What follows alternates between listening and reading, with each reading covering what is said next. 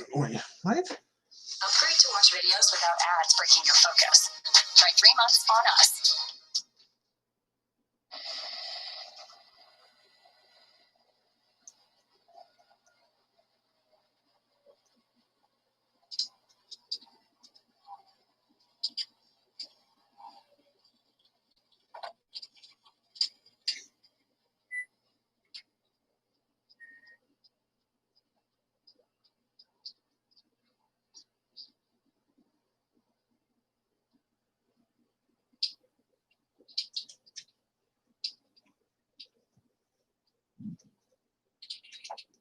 Push her off, Excuse me? Go ahead and turn her off. Hey, you're going a little fast, aren't you? I have to keep up with that guy. I don't have to. Yeah, we still got, I know you guys are racing. You still got to abide by state laws, man. Let me tell you, you went around me on the double yellow line, you ran a stop sign, and then you're going in the highway 85 miles an hour. Okay? Yes, sir. Just say it for the course, man. I know you guys are racing, but you got to say it for the course because we've got public out here.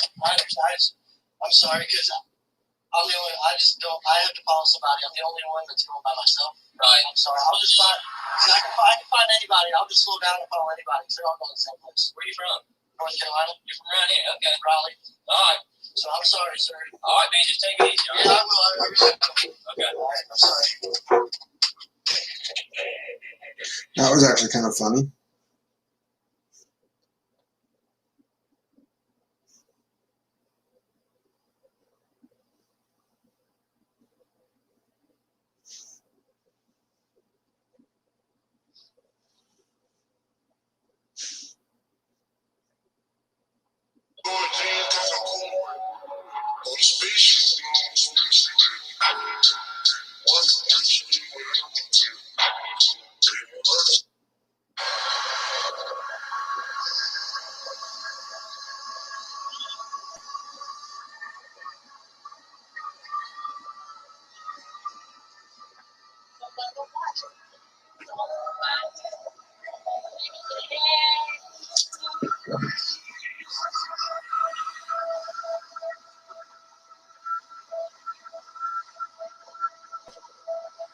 Military ship traveling through the Panama Canal.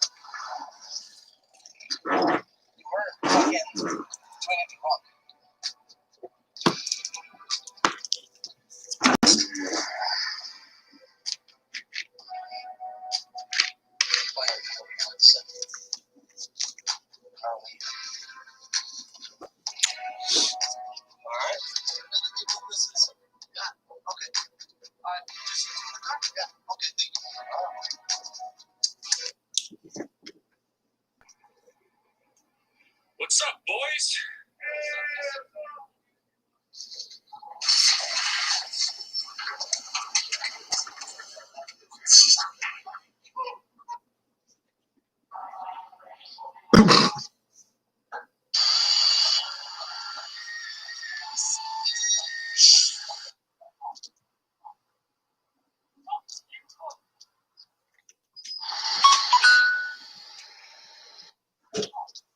So no, I don't know, guys.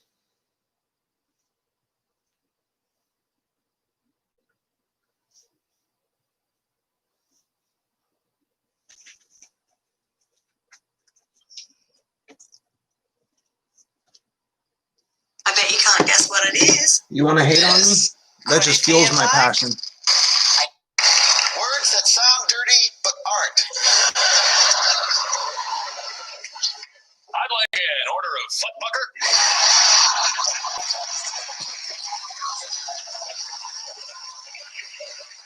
I'm Farmer Dick, and this is my prized cock.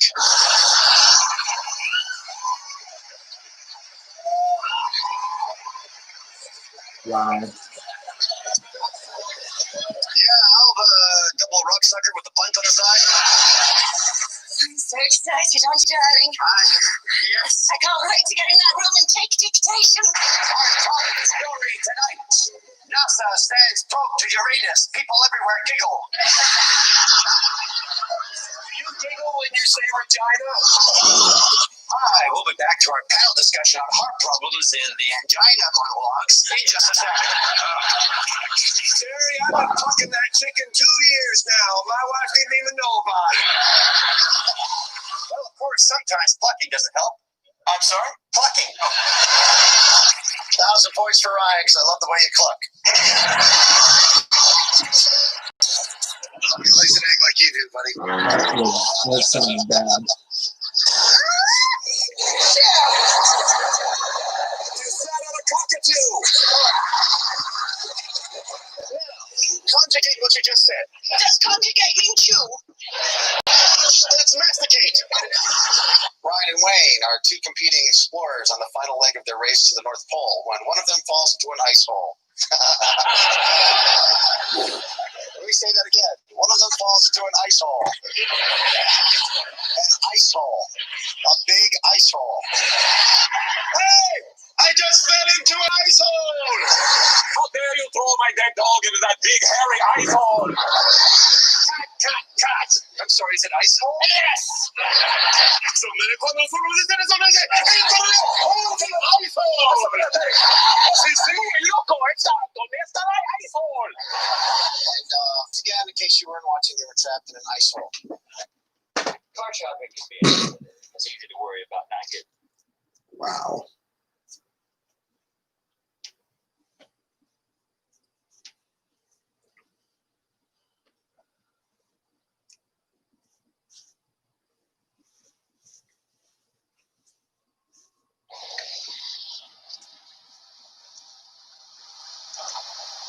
So yeah, come on into the chat. Tell me why you so much.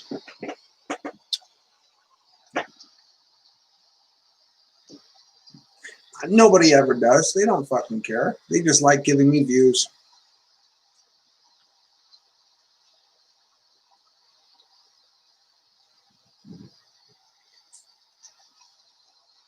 And good evening, everybody. We're watching some boats and we're eating some dinner.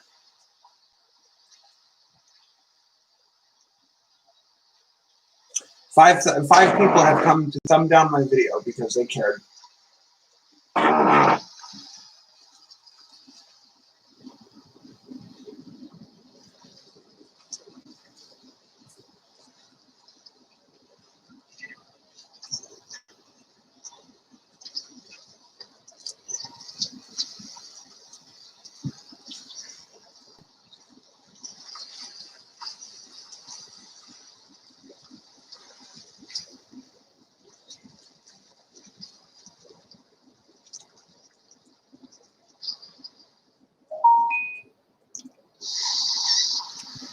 What's up, babies? What's up? No, you cannot have any of my dinner. You have dinner.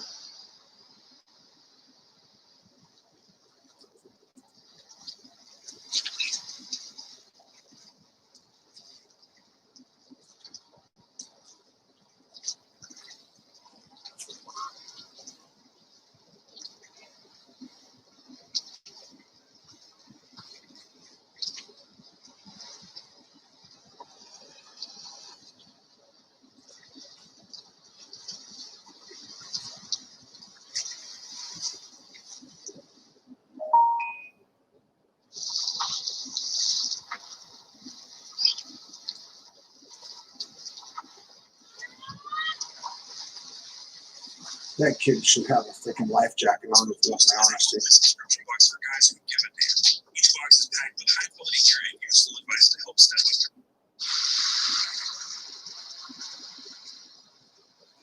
your No.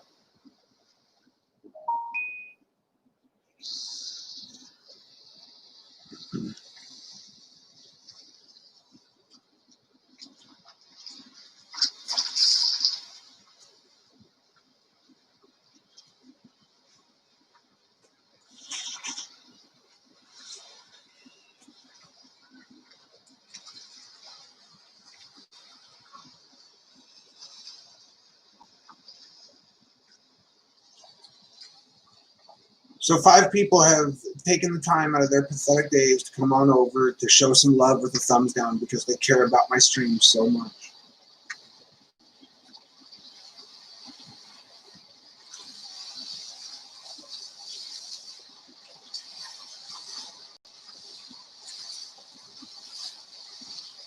And if people want to sit there and say, no, we don't care about your stream, then why are you putting a thumbs down?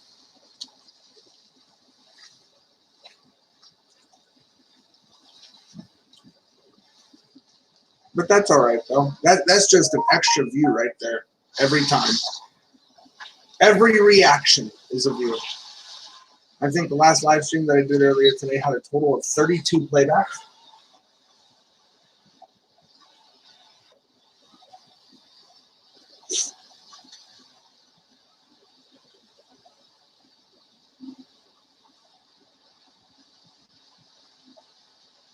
This fucking filled me up really quick.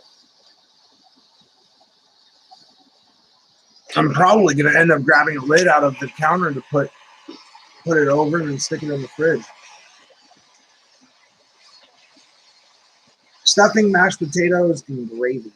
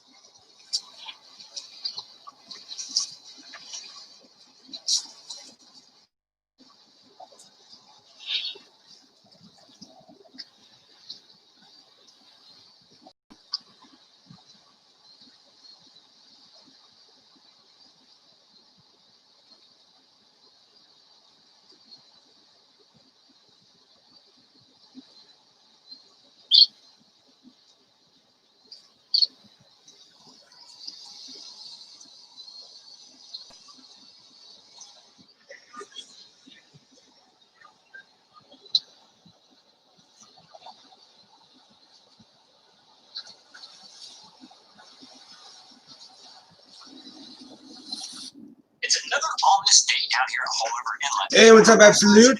What's up, man? How you doing, brother? It's down the inlet getting the images. It's this week's episode of Boats vs. Holliver, where man and machine take on Mother Nature down at Holliver Inlet in Miami, Florida. And I don't know if you can tell from these images, but Holliver is firing today. We should be in for a good one. Our How's your night going tonight? battle with Holliver this week is going to show us what it's like when you have a banging good time coming through Holliver. Here we got a pretty good sized MTI rolling through Holliver with quad 400s on the back, and he is coming through entirely too slow. He's about to get the ever living snot knocked out of him.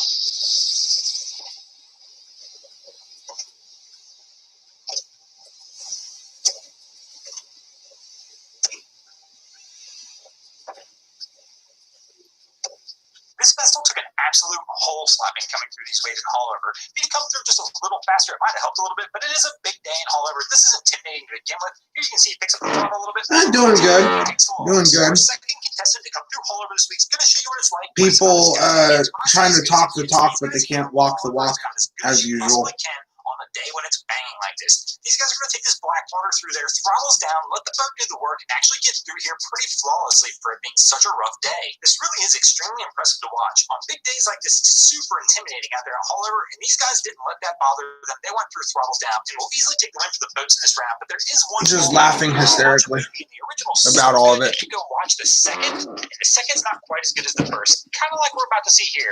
Oh, and being hated on in other streams as well. large following, so you can almost Not live streams, but videos, comment section. As you're going to see right here, these guys You know, a guy sat there and threatened that he was going to come and whoop my ass. I'm like, you won't fucking do it. He's like, want to bet? And I said, yeah, I'll put 500 on it. You want my address? He's like, yeah. Get a split decision with Hollover after they won the last round. They're definitely taking a loss in this round. There is an absolute ton of water in this boat right here. You're going to see the captain can't even figure out how to get this boat. Oh shit! I didn't want to do that. Right now, he winds up actually asking the other people on the vessel to go step into the bow of the boat to try and see if the extra weight will actually help him get this boat back on plane. Unfortunately, that's not going to help you in this situation when you got this much water on the boat. Our next boat is going to show us what it's like when you come through Hollover Inlet repping the wrong team. I say repping the wrong team, well, there's only one team you can root for in Miami, and that is the U. But these guys have decided to bring their Florida State colored Midnight Express through Hollover Inlet anyway. Let's see how she handles it. Can Florida State actually find a way to beat Miami? I know they haven't been able to do it in 3 years, but they might try this time. Let's see how it goes.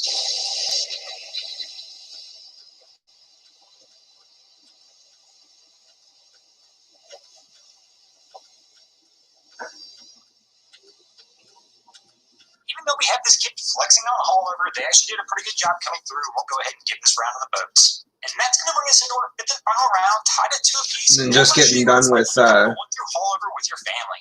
Here's this with little dinner too. pioneers enjoying a leisurely day rolling through Hollover Inlet.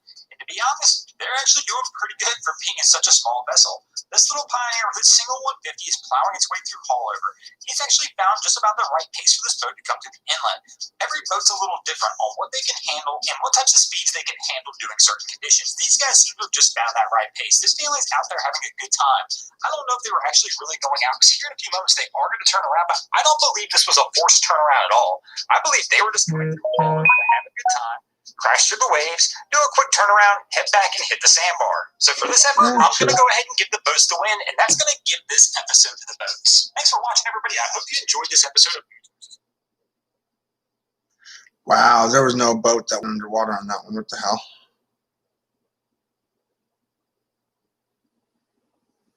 It is always fun to open these off with one of my favorite boats coming through the inlet. I absolutely love these big cats. Welcome back, guys. It is your boy Broncos Girl, along with our boy Wavy Boats out of the inlet getting the images, and it's this week's episode of Boats for... Yeah, actually, let's see if he's actually commented back on them. Probably not.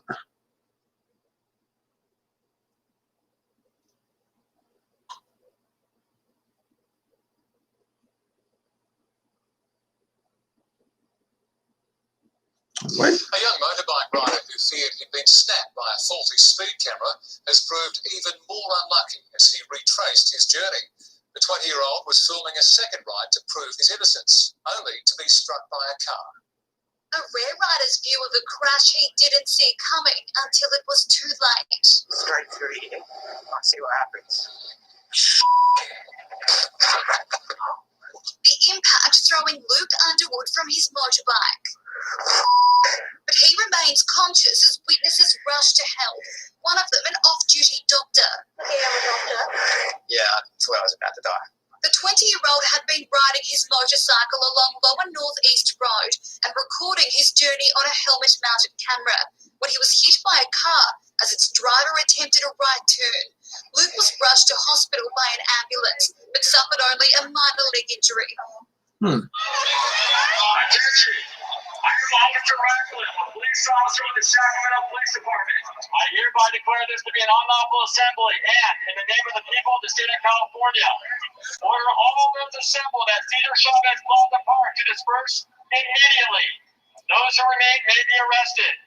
Disperse by walking on the sidewalk, either east or west on I Street, away from officers.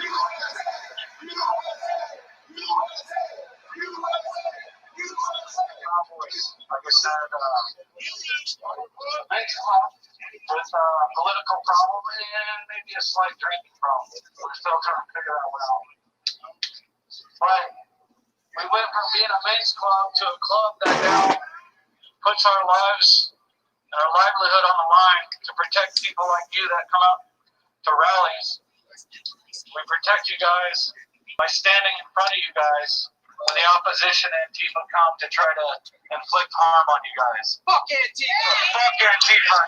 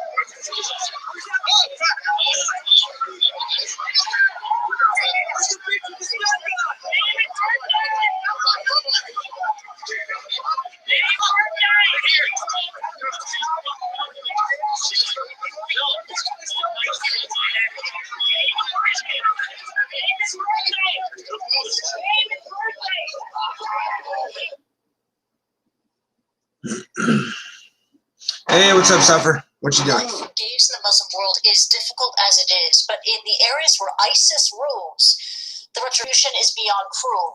Now, again, ISIS images meant to shock and to terrorize have been distributed, and more examples of their inhumanity are on display.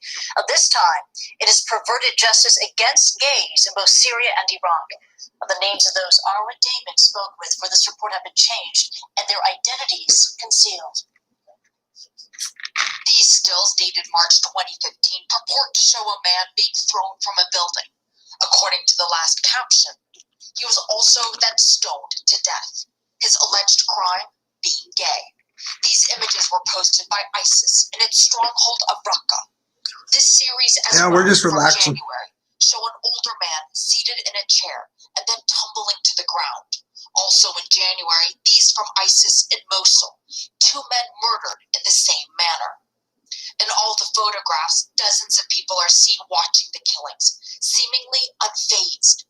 Nor, a gay Syrian man says, that makes the atrocious act even more nauseating. And their facial expressions are really scary because they are not even scared of what's going on. They may be a little bit excited or maybe happy to get rid of homosexuals in the city.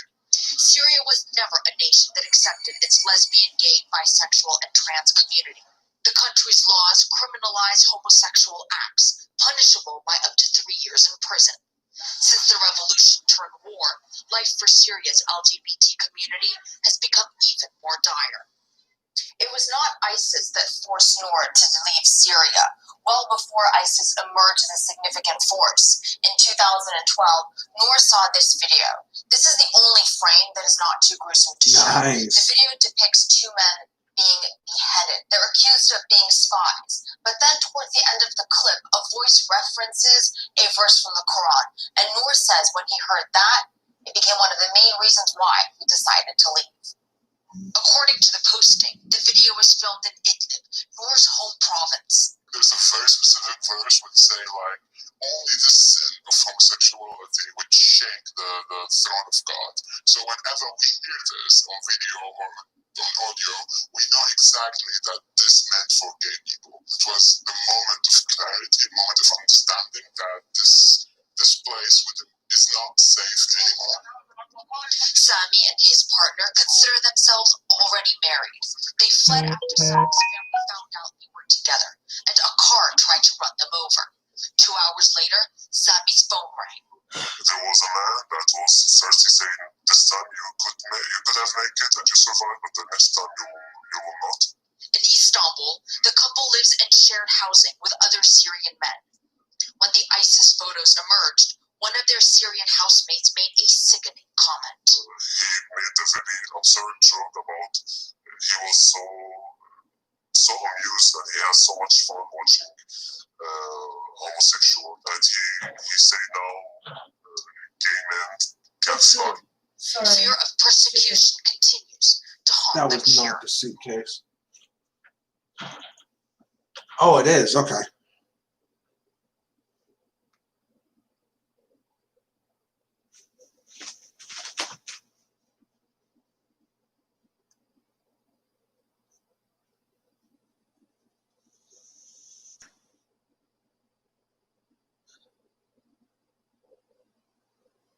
This innovative necklace is dominating the 2020 gift market. Jewelry At that moment, I just had to do what I had to do because it's my son, my daughter, and my grandson in the middle to the drama. That drama all played out on surveillance video from Panchita's pupuseria the day after Thanksgiving. You can see this customer walks in, and after learning her order would take a little longer than expected, we told her 15 minutes, and it took about 20 minutes. What happened next gives a whole new meaning to the term hangry. She grabbed Good a jug of like girl. a 5-pound Good hand job. sanitizer and launched it at me while I was holding my son. That's when her, at nearly 60-year-old Grandma Doris grabs whatever she can, including this table, to defend her family and her more than 30-year-old business. Operating a small business is challenging enough as it is with the ever-changing restrictions. Some small areas are now forced to make concessions, all to keep customers happy. For example, if somebody wants to order a bottle of wine to go, we're offering a 20% discount. Not all restaurants, though, can afford to make these concessions. Really just ask everyone to please. More than 100 people have been indicted for organized crime, including aggravated assault and murder after a wild and deadly shootout. The chaos, which we will warn you is graphic, was all caught on tape. And in our exclusive video, you will see people running for their lives as rival biker clubs open fire at a suburban strip mall. Ed Lavadera is out front with the new details tonight. Oh, I remember this. It was a shootout that looked like a scene out of a Quentin Tarantino movie. 177 bikers arrested, 9 killed, and 18 wounded. The chaos at Twin Peaks restaurant was caught on surveillance video and obtained by CNN. Now, a grand jury in Waco, Texas, has indicted 106 of the bikers, charging them with organized crime, where they could face up to 99 years in prison.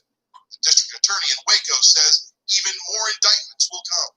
We're not done. We still have a lot of work to do, and we will continue to do that. My office is dedicated, as is the team, to seeing that justice is done in all of these cases. One of the indicted bikers is John Wilson, president of Waco's chapter of the Class X Motorcycle Club. It's ridiculous, and I think that these families for somebody's political gain. Wilson says he was on the restaurant's patio when a fight started in the parking lot. When gunshots erupted, he says he ran inside. You can see him inside the restaurant ducking for cover. He says the charges have already cost him more than $100,000 in legal fees and lost business at his motorcycle shop. You know, there may be a half a dozen people there that committed a crime that day. Good girl. But the vast majority of it didn't. Some bikers are so angered by the criminal indictments, they're considering filing civil rights violation lawsuits. There is some major exposure here, and I would hope to just let some people loose and just say, sorry, we're going to go after who actually participated in the violence, and we're going to leave you guys alone. One of the bikers who is already suing, Matt Clendenin, spent almost 3 weeks in jail after the shooting. Police reports obtained by CNN say Clendenin ran into the bathroom hallway as soon as the fight broke out. It was a nightmare. Today, he's not allowed to speak out because of a gag order, but in June, Clendenin told us as he walked out of jail, he thought the criminal charges would go away. I think in the end, when everything gets cleared up and my name finally gets cleared of all this, I think it would, I can move forward from there. Had I in any way believed that any violence was going to occur, I wouldn't have been there. The charges aren't going away. Clendenin is also one of the 106 bikers indicted and facing serious prison time if convicted.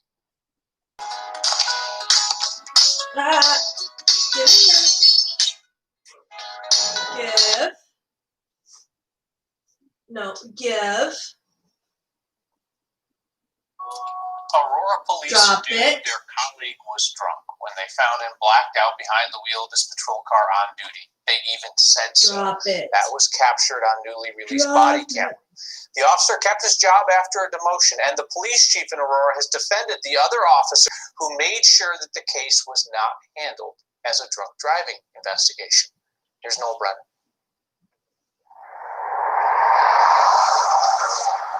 It's the middle of the afternoon on March 29th. 911, what's the address of the emergency? And there's a Ford Taurus in the middle of Mississippi Avenue. The guy passed out in his car, it looks like, in the median. One woman calls 911, and then another. The car is not moving. I pulled over in the vehicle that's caught him in the middle of the road. And there's a man inside who's not responsive, and it's a police officer. It's a police officer? So where's that police officer? Let me see. Yeah, I'll let you know. Aurora police officer Nate Meyer is passed out drunk. Even as an officer leans over broken glass in the passenger seat, starts to remove his jacket, and reaches for his duty belt, Meyer doesn't seem to move. He remains slumped over, chin to his chest, hand still on the wheel of his unmarked patrol car. Where's his duty arm? We got it. Okay.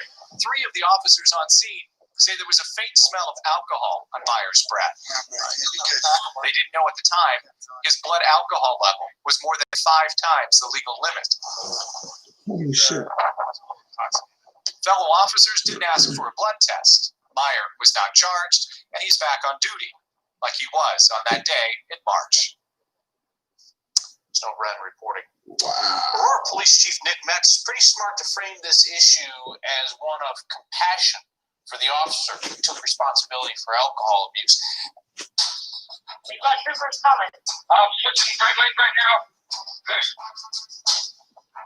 Get out the way! This is the frantic 911 call of a man who says his gas pedal was stuck while he was driving on the highway. Are you able to get your vehicle in neutral? No. Have you tried the emergency brake? Yeah, ma'am, I'm not full ahead at 100 miles an hour, ma'am. I'm sorry.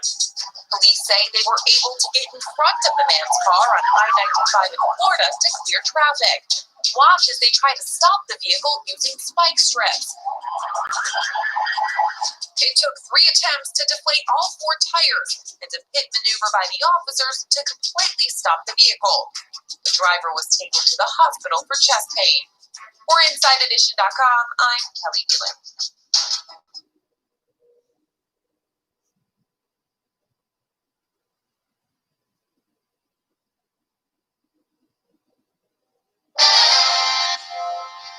It's disturbing video being seen around the world. An arrest by 2 bounty hunters at a car dealership goes tragically wrong as the fugitive goes for his gun.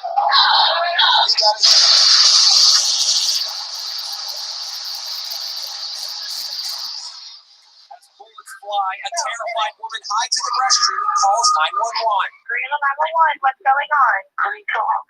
At the Nissan dealership, there's no shooting. I'm hiding in the bathroom. Please hurry. You can hear the fear in her voice as she whispers for help. Someone is shooting in the bathroom. No,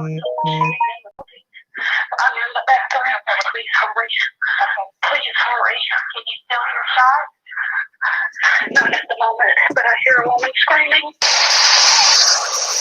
20 shots in just 6 seconds. The gunplay left 3 men dead. The bounty hunters, Fidel Garcia Jr. and Gabriel Bernal, and accused drug dealer Ramon Hutchinson, who was trading in a vehicle at the dealership. In the video, Hutchinson can be seen with a gun in his hand. He drops it on a desk and all 3 struggle for it. You can see a window shatter as the gunfire erupts.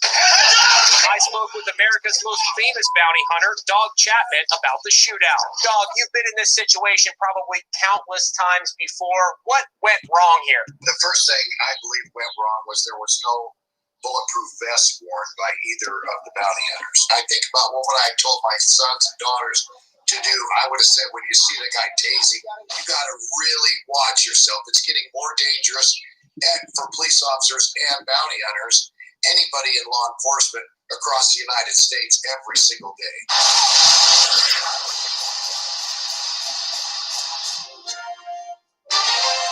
Well, dude.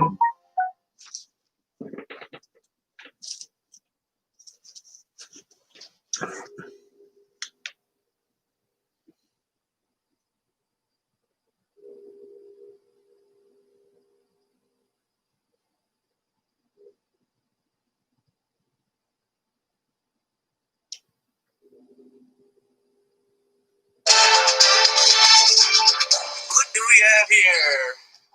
It's my favorite car. It's my favorite car. That's the voice of 20-year-old Kenny Wynn as he shot cell phone video of Deputy Darren Goforth. He wasn't a friend, family member, or fellow deputy. Oftentimes, Chasing me down, running around. Wynn was the man in trouble with the law. I met a lot of cops in my life, and don't like 95% of them. But I can say, Goforth, I don't know, man. It was just a vibe he threw out. I just never disrespected him. Wynn and Deputy Goforth had a long history. He patrolled through Wynn's neighborhood. I remember back in the day, I used to do a lot of bad things. And he was always an officer on duty. Deputy Goforth was the one Wynn trusted. There he is. Kenny Wynn again. You can hear Deputy Goforth's voice joking around with him in this video. Whose car is this? Do I need to run it? No, not really. Wynn says it was a relationship built on mutual respect and understanding. But when it came time to enforce the law, he knew Deputy Goforth meant business. Last June, he finally did. After 4 years, he finally busted me last June. It was literally where your car is right now. Yes, Deputy Goforth arrested Wynn just this summer on charge of criminal mischief. for running through the gate into his neighborhood. When he slapped the cuffs on me, he was like, you don't know how long I've been waiting for this. And I just looked at him and I was like, I know, man, I know. That gate now has a picture of the deputy who always tried to keep him out of trouble. When it wasn't about business, he didn't need to be, that tough person. I can see him at the gas station, I could have a full-on conversation with him. And he knows what I've done in the past, but he still talks to me like a regular person. It's that approach to policing, those conversations at the gas station, that Wynn now misses the most.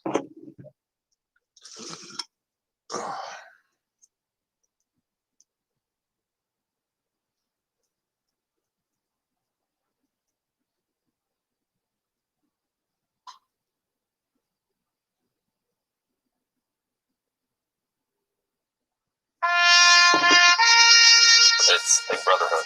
That's the simple reason why Kenneth Barnes says he stood in the rain to salute a passing funeral procession for a fallen soldier.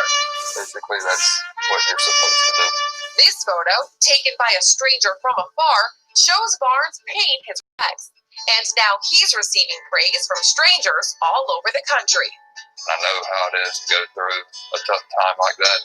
And I really just did it just to make someone's day. That was it. In the nonstop rain, Barnes got out of his truck to salute a military veteran who had died. 5 to 15 seconds later, the rain went from pouring to like a slow drizzle. And as if Mother Nature was commending Barnes for his action. And as soon as I got back in the truck, it poured again, which was really cool. He didn't know the popular photo had been snapped until later. My phone was like going crazy.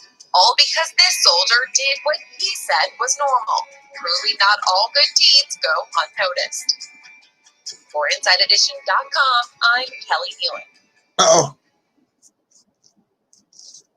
We now have 6 people who have taken the time out of their pathetic little days to come over and say hello with a thumbs down. Thank you so much. Thank you for the view.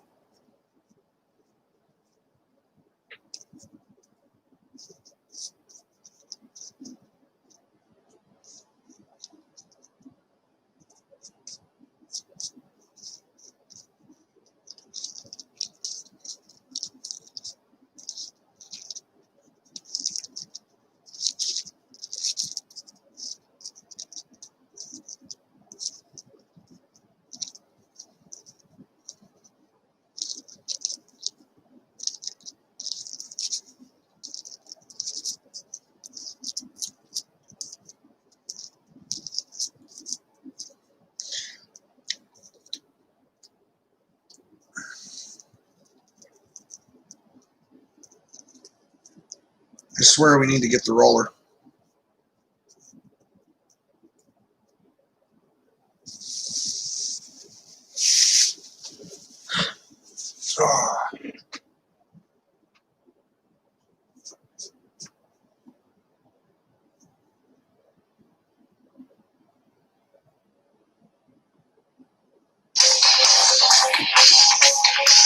We were the only station in court today as a judge gave a man a get-out-of-jail-free card for what he did to save an officer's life. I realize that this is somewhat unprecedented.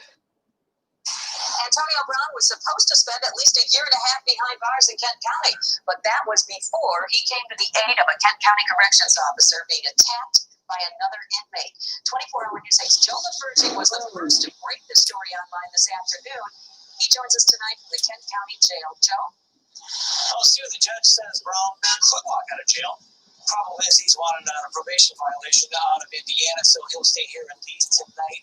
That raises the question, does his good deed outweigh his criminal past when it comes to sentencing? So, I want to thank you personally on behalf of the judicial system for stepping in and probably saving this corrections officer's life. With that, Circuit Court Judge Mark Trusak gave Antonio Brown a get-out-of-jail-free card, at least in Kent County. The judge crediting Brown with helping save the life of a Kent County corrections officer attacked by a fellow inmate last Thursday. Sir, I think this was something that you did that was heroic, that was brave and honorable, and I think it needs to be taken into effect in your sentence. Sheriff Lawrence Stelma says Brown was the first inmate to reach the officer and was the most active in helping her.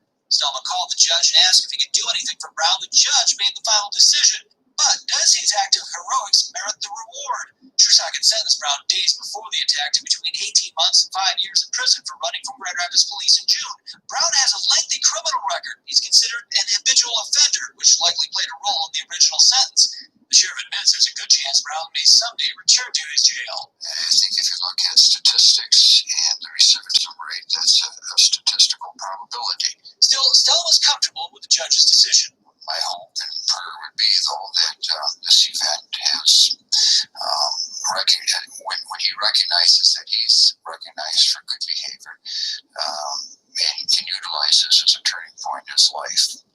I talked to Kent County Prosecutor William Forsythe this afternoon. He says he too agrees with the decision. The sheriff says about a half dozen other inmates were involved in actually rescuing that guard last Thursday night. They will get some sort of reward as well, but that will be decided on a case-by-case basis. Live in Grand Rapids, Joel for G24 News 8. Fucking shit. It's been such a long time since I have good equipment here. It's bothering me, but it's nothing I can do about it. It's not my restaurant. What doesn't work? All these stove tops here don't work. The broiler doesn't work proper. This oven does not work. We use it as storage. We keep like towels and stuff in here. When was the last time you piece of ribbon was bought in this kitchen? Never found anything like this place. He's more proud of his car than he is his fucking restaurant agreement. That kitchen is the heart of the restaurant. When that's hurt, it's like a clogged artery. You're going to have a big problem. With so much of the kitchen equipment not working, it's almost impossible for the chefs to do their jobs. And their frustration has been felt by the rest of the staff. Where's my Portofino? Keep coming, but don't keep asking for them. Don't ask for them one more fucking time. When there's a chaotic night here, I have Robert screaming. When the dishes are ready, that's when they're gonna come out. He's an excellent chef, but he's crazy. Take this out. Fucking gotta keep asking for the fucking food. Can you see what's on the bottle of wine? Sure. Yes. Folks are on bottle of wine on Peter. Are you alright? Yes, sorry. I'll fight him for Is the doctor competent? The doctor's competent. Do you take care of it personally, or do you put on the business? Goes off the top. It's expense. Okay. That takes care of me. It's only business. I think they said that in the Godfather. I can charge my doctor. Just my ear to go. Yeah. It's like a little meeting place here. Shame no one's spending money. The combination of Peter spending a great deal of money on himself and giving away free meals has put the family business in jeopardy. And brought a debt collector to the door. The guy you... What? Yeah, he'd like... No, not right now, buddy. No, not right now. As soon as you got a minute. Yeah, okay. As soon as you got a minute, telephone talk guy. Fuck yourself. Get the fuck out of here. Pick your fucking hands up, John. Pick your fucking hands up. Want to hit me? You're the tough guy. You want to hit me? Put your hands on me. No. I'll let you do it first. Listen to me, tough guy. So you're the tough guy. Our friendship is fucking Wait, over. my friend, you're a scumbag. You're a whole life. Scumbag. You're always a scumbag. You fucking talk to me like that again, you get hurt. You'll get fucking hurt. You ain't got me scared. You ain't got me scared, Paul. This was Joe. Don't fucking walk up on me. I'll fucking hurt you, you little... Get the fuck out of here. No. I spoke to other people, too, that he's in debt with, that called me up and said, if there's anything I could do, I just wanted to talk to him. Now wasn't the time.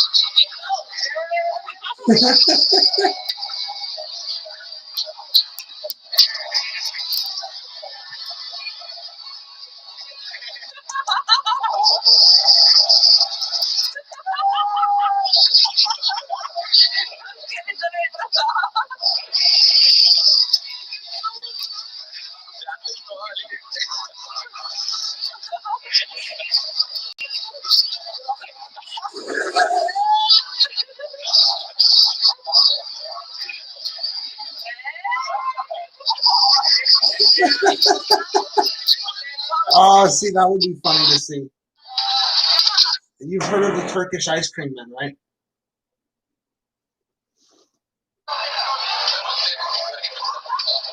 Oh yeah. The joking one. Yeah, I'm trying to get that ice cream. The first man to ever defeat him. Yeah, I would love to see that.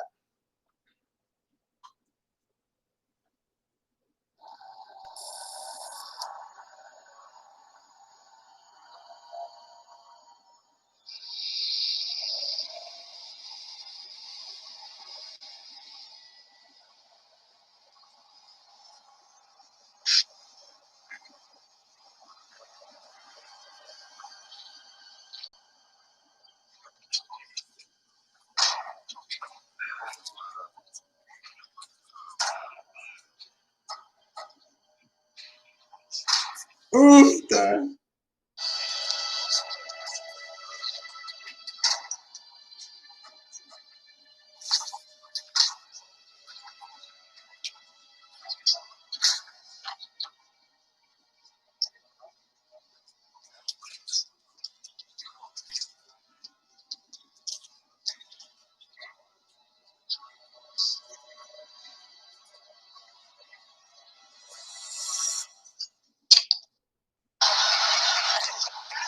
Last round. Okay. All right. So last me, then you. Okay. Okay. Ellen, 3 things that turn you on. Oh, music, sweetness, and chocolate. Yes, chocolate. I was thinking in a whole different place. Really? Yeah. What were you thinking? I was thinking, handsome, tall, sweet. Yeah. Do we both have sweet? Yeah, I said sweet. Okay. Chocolate doesn't. I just made that up so I'd win. Does chocolate turn anybody on? Really? You're like, really? You eat it? I love it. I don't get it much, but I love chocolate and cake. You eat chocolate and you're like, you're in the mood? No. Well, no. that's it's like I don't get to have chocolate. I mean, look, I'm working on my body and I just don't like. I have chocolate. I'm lying. Yeah. See? Yeah. And then it turns you on? No, it doesn't turn me on. You just said it did. No, I didn't mean it in that way. Okay. Bitch.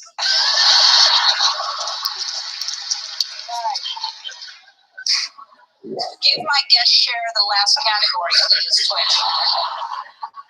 Okay, so name 3.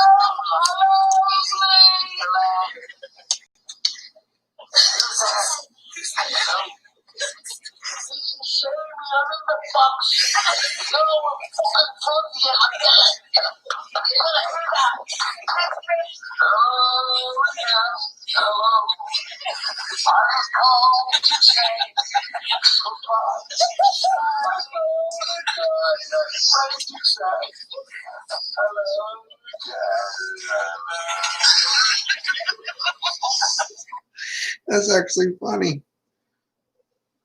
Sad, but funny.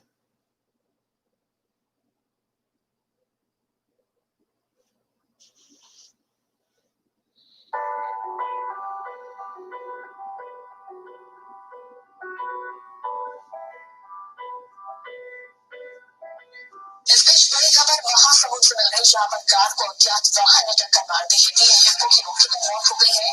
2 युवक गंभीर रूप से घायल हैं। लहरों तालाब के पास ये हादसा हुआ। घायलों का इलाज सामुदायिक स्वास्थ्य केंद्र पटना में चल रहा है। कठौरा थाना क्षेत्र की पूरी घटना बताई जा रही है।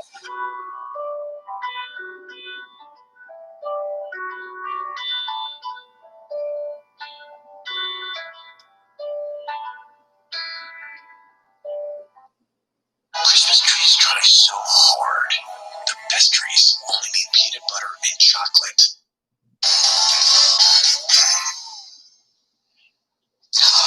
Now to sport with Meredith Shane. News anchor Natasha XLB was caught off guard while doing a live news report in Australia. When the news segment ended and the cameras returned to the reporter, she was caught spacing out while staring at a pen. Now to sport with Meredith Shane. She recovered pretty well and transitioned to the sports news of the day. As police continue their investigation, The local report. It was one of the greatest days in her life. Arlene Nicholas's home was completely transformed on ABC's Extreme Makeover Home Edition back in 2008. oh, look at the kitchen, you guys. Now, 9 years later, her dream home has become a nightmare. We've been evicted. We were there as she scrambled to pack her furniture and personal belongings out of the 3,200 square foot house in Holt, Michigan. A moving van was parked out front as the family scrambles to gather all that they can. The sheriff could show up at any moment right now, and we would have to leave whatever's left behind. And unfortunately, I haven't even had a chance to go through everything. Arlene and her family were chosen for the Extreme Makeover TV show after her husband, Tim, a critical care nurse, died of hepatitis C. She struggled to raise their 3 children. After hearing her story, Ty Pennington and his design team showed up. Hundreds of neighbors all pitched in to help. It was an answer to a prayer, absolutely, 100%. She says she was able to afford the $30,000 mortgage, but over the years, property taxes tripled. It just took, a few unexpected emergencies. I got behind, and I reached out and tried to work with the mortgage company, and my efforts were just kind of shoved under the carpet. The next thing she knew, an eviction notice came in the mail. I asked the judge if there was anything that could stop this, and he said no. And I said, not even health reasons, nothing. And he said, no, I have to go. Her sons were still young when their home was transformed into a wonderland. Today, they are pitching in to salvage what they can before the final eviction. Looking for someone new to talk to? Connect with a stranger.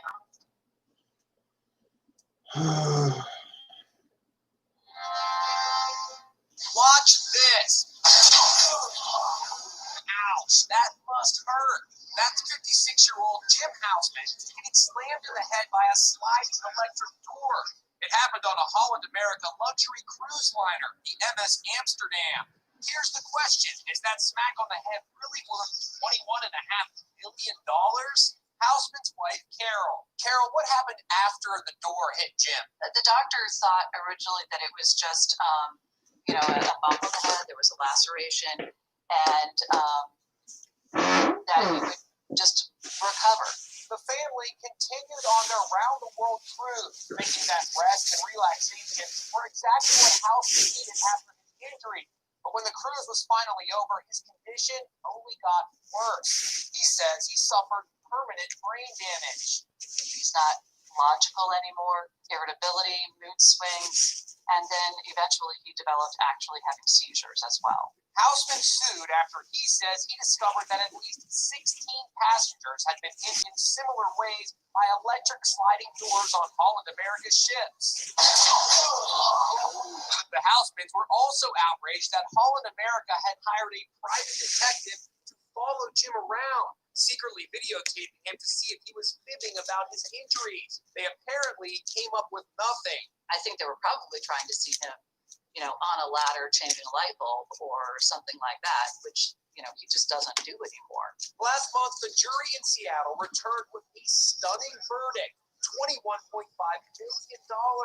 The internet lit up with commentary. This judgment is excessive and way out of line. It's sickening. I need to go ramp my head into a cruise ship door. Carol, some people say Jim is cashing in on something that really isn't a big deal. It's unfortunate that what looks like a bump on the head has had such profound impact on our lives. He was full of life. He was funny. He was energetic. That man's gone. We asked Holland America for an interview, and they sent us this reply. Holland America Line is committed to the safety and security of our guests and take all incidents very seriously. The cruise line also says they are appealing.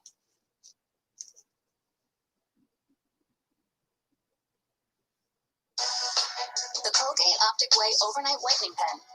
Removes 15 years. Oh yeah, and to the comment of somebody telling me that I'm e-bagging, is if me putting in my PayPal link and my stream's e-bagging, you might as well go to every other fucking streamer that does it and tell them to take it off, or tell them that they're e-bagging. You're about to see a terrifying moment, and we should warn you, it may be tough to watch. A man is clinging to a lifeboat on board a cruise ship. His horrified passengers try to keep him from dropping into the sea. But this man doesn't seem to want any help. He wants the people trying to save him to leave him alone. Don't touch me! It happens. He is gone. The horrifying scene took place on Royal Caribbean's Oasis of the Seas, one of the largest cruise ships in the world. It left Florida on Saturday and was 70 miles east of the Caribbean island Turks and Caicos when the 35-year-old man plummeted into the ocean. We spoke to fellow passenger Rob M. Heiser. You always hear about these things, or you see them on the news, but to actually be there and watch when they have to jump into action, it's pretty amazing.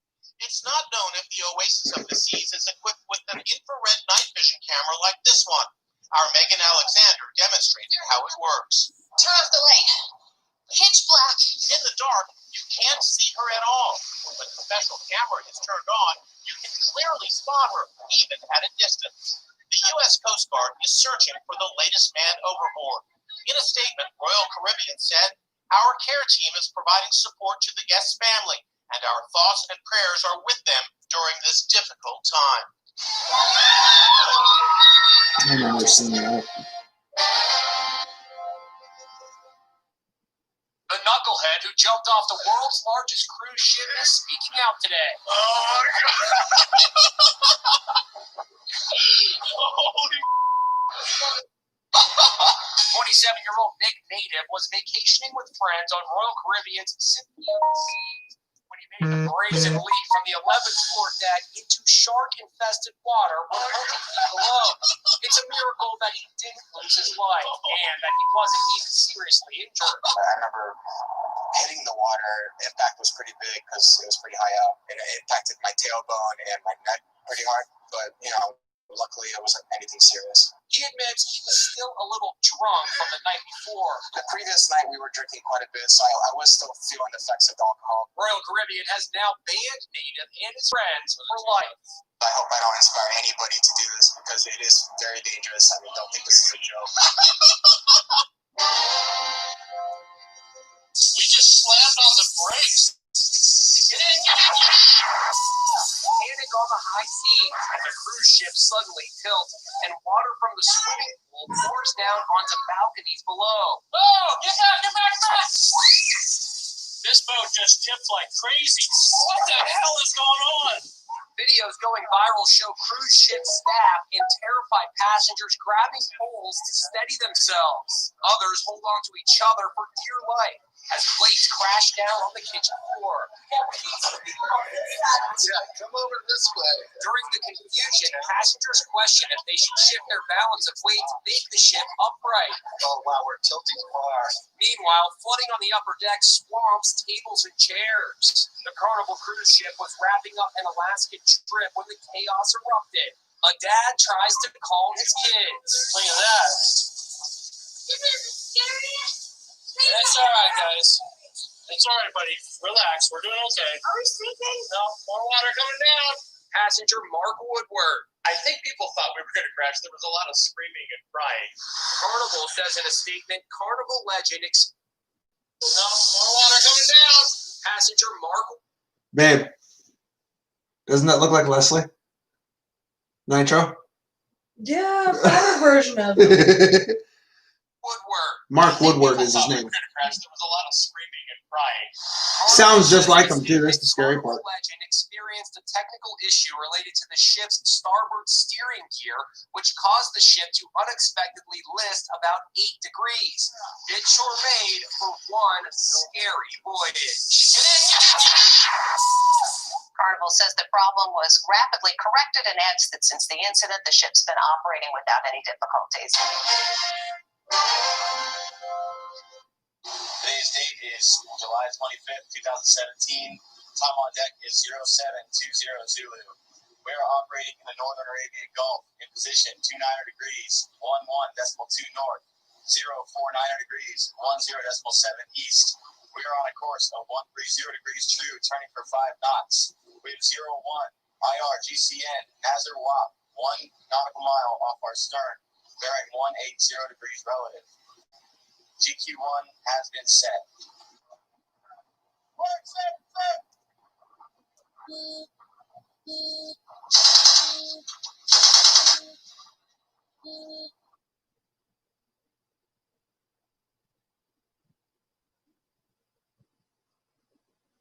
A ball pool with over 10 million daily players on your smartphone or tablet. Tyler, just 24 hours ago, this bank and that guy right there. What? Oh, that's the robber. During a live news report about a bank robbery, KIMT news reporter Adam Sellen was caught off guard when an employee began chasing a suspect fleeing from the bank after police say he robbed it again. Just 24 hours ago, this bank and that guy right there. What? Oh, that's the robber. This is live TV, folks. That's the robber. Just went by, according to the bank employee. So I gotta go here and call 911. I'll talk to you later. Adam didn't realize that the same suspect police had been looking for was reportedly robbing the Rochester, Minnesota bank again during his broadcast. An hour after calling 911, police found the suspect and brought him into custody. Yeah, this is really strange. She actually didn't run away, in my opinion. He was kind of almost jogging, but not full out sprinting away from the scene. We guess the news reporter never suspected.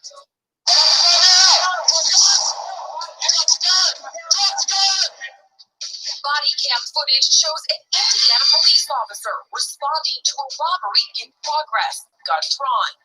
There's a perp in a face mask. There's one problem. It wasn't a real crime. They were shooting a movie. And nobody told the police. The officer fires a round before the actor drops to the ground. Fortunately, nobody was hurt. Stay inside! Stay inside!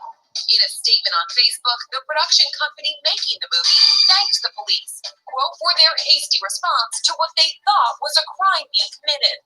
Had it been a real robbery, the police were quick to the scene, and the situation would have been diffused promptly. What began as a fake crime very nearly became a real tragedy.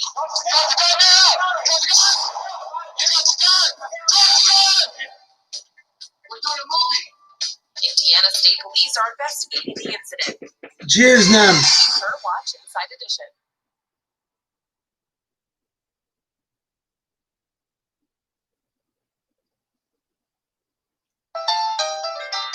A 12-year-old boy in a Taiwanese museum lost his balance and caught his fall by accidentally punching a hole into a Paulo Porpora painting, reportedly valued at $1.5 million.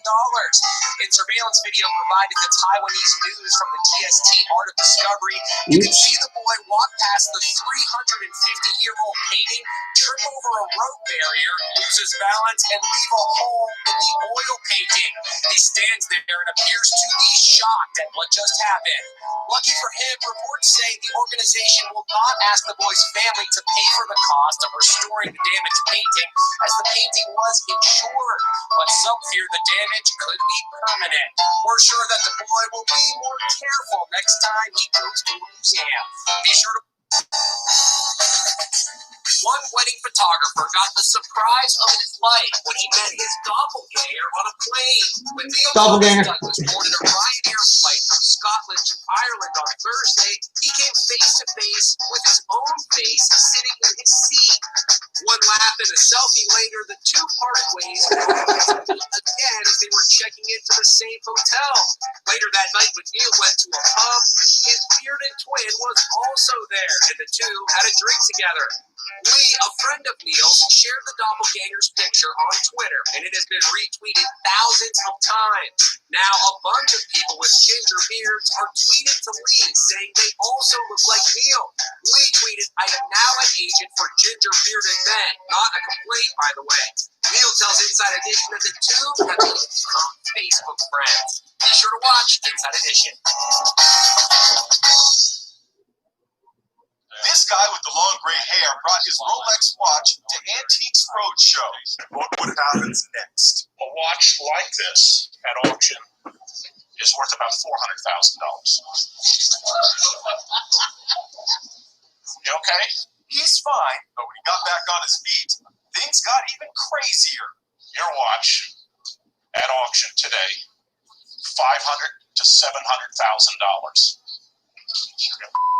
Peter Plains is the appraiser who delivered the amazing news. He just went flat on the ground, which I've never seen that happen before. It was unbelievable.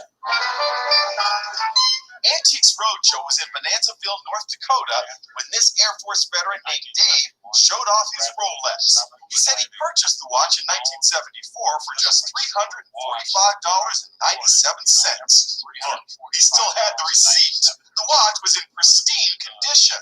After I got out of the service, I had other watches I wore, and I just put this one into a safety deposit box. It stayed there for 30 or 40 years. Why is it so valuable?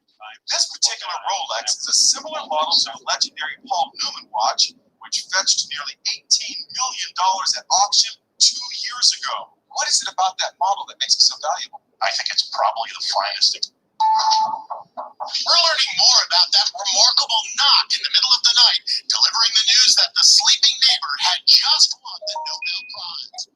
A professor with his wife in tow had the life-changing news to share with his neighbor.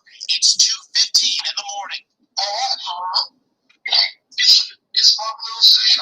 They finally reached Professor Paul Milgram on Nest Cam. His phone had been on Do Not Disturb, so he could get a good night's rest. And get this, his wife, who was in Sweden, watched the entire scene play out on her phone after receiving a security camera notification. You won the Nobel Prize. And so they're trying to reach you, but they cannot. They don't seem to have a number for you. We gave them your cell phone number. Paul Milgram is in shock. Wow. Yeah. Okay. The neighbor who's knocking, Professor Bob Wilson, also has reason to celebrate. He's the co-winner of the Nobel Prize for Economic Science for their work in auction theory. He was knocking at the door and telling me that we had lost the Nobel Prize. These brainiacs live across the street from each other in Stanford, California, located right by prestigious Stanford University. Imagine that. 2 neighbors winning the Nobel Prize. Is this the smartest city in America? Actually, yes, it is. Stanford was recently crowned brainiest city in the U.S. Now we know why. You won the Nobel Prize.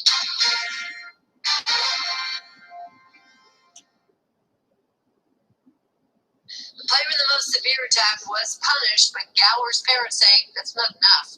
Oxford's Alex Boyer with the football targeting investigation. Alex. Heather, well, Jennifer Gower says that she's been patient, wanting to let the school districts and UIL complete their investigations. But when she found out that the player who gave her son a concussion was back out on the field just a week later, she decided to speak out, upset with the outcome. I feel like that kid is allowed to act that way. Jennifer Gower can't forget what she saw on the night of September 13th. Her son Jagger, number 14 in black, playing for Burleson High School in a freshman game, hit and choked by number 76 from Waco University High School. His head repeatedly slammed into the ground.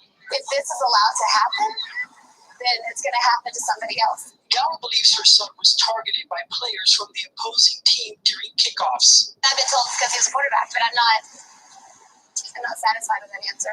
Not satisfied because Jagger, who plays special teams, was one of 2 Burleson High School QBs who played that night. The other one, Gower says, was left alone.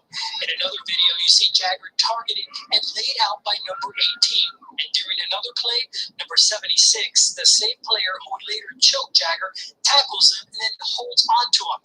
When he finally lets go, it appears another player pushes Jagger to knock him down. My biggest thing is I don't want this to happen to any other kid or a parent, and I feel like if we as parents and the community, I'm so sorry.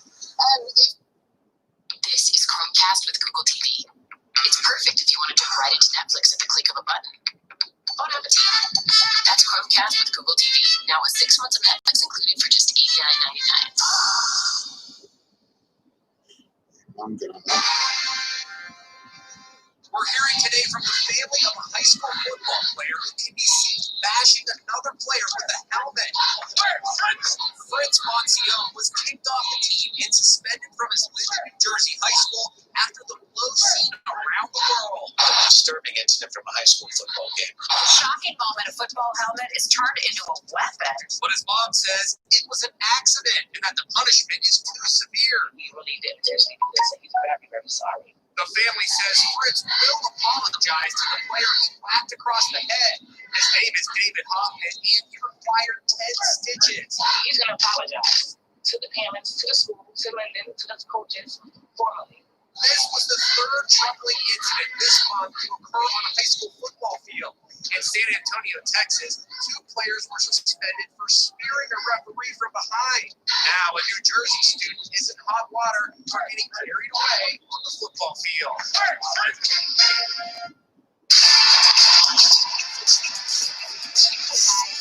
Fumble on Crystal Marie. Darien High School had little trouble dispatching Southington in the school's Connecticut State football playoff matchup this past weekend. So one ref tried to help even the score, laying a huge hit on Darien running back Hudson Hamill and causing a fumble. Hamill found himself wide open after pulling in a screen pass, only to be tripped up by the referee who just couldn't get out of the way. To make matters worse, the hit caused a fumble, which was recovered by Southington.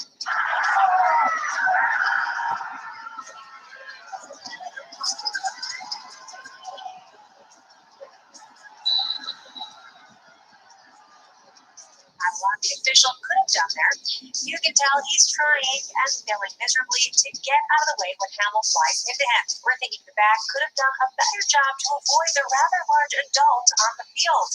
Despite the extra defender, Southington lost 49-7, with Hamill catching 3 touchdown passes. To watch a dickhead referee try to stop Cam Newton from giving a kid a football, click here. And before you go, don't forget to subscribe to The Fumble for the best highlights from all your favorite sporting events. Your own home. It's more than just a house. It's a kitchen that's been passed down.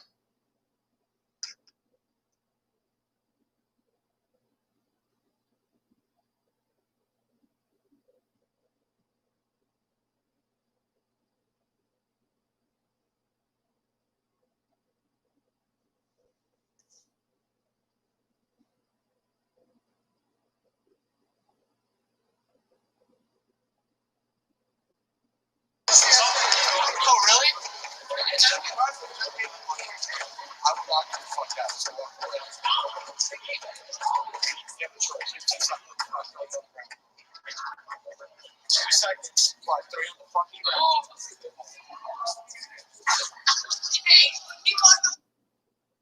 Wowza.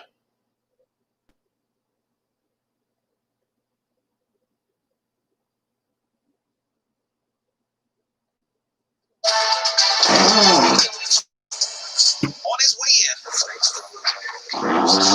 David Barajas praised those wearing his son's picture on buttons. Prosecutors revealed what happened moments before the boys died. Their family was heading home from dinner at a restaurant, but ran out of gas.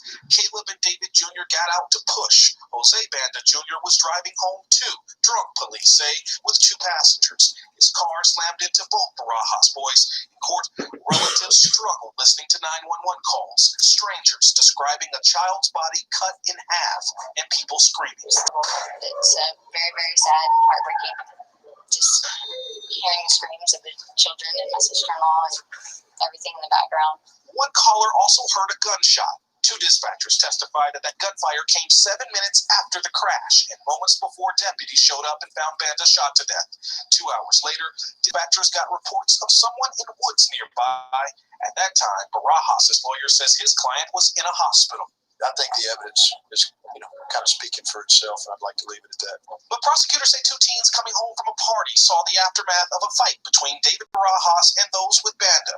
Those teens say Barajas asked them to call 911, but briefly disappeared. Investigators later found his blood in Banda's car, but the defense says there was also blood that has not been identified around the car. Banda's family declined comment, but those wearing buttons are optimistic. The right products to do the right job the right way the first time. That's the world of SIP system products.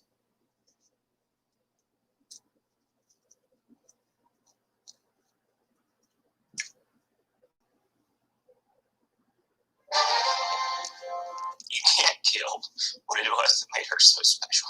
A husband tearfully confronts his best man in court. Yes, the best man at his wedding murdered his bride. We lock our doors at night to keep the outside world, to keep evil out, right? But what happens when evil has a key?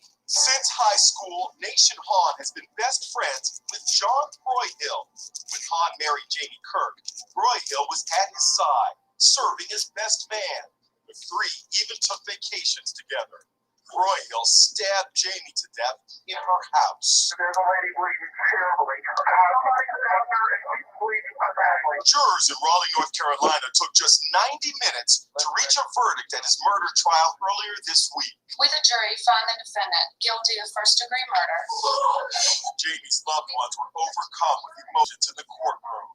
While giving his victim's impact statement, the grieving husband came face to face with his best man.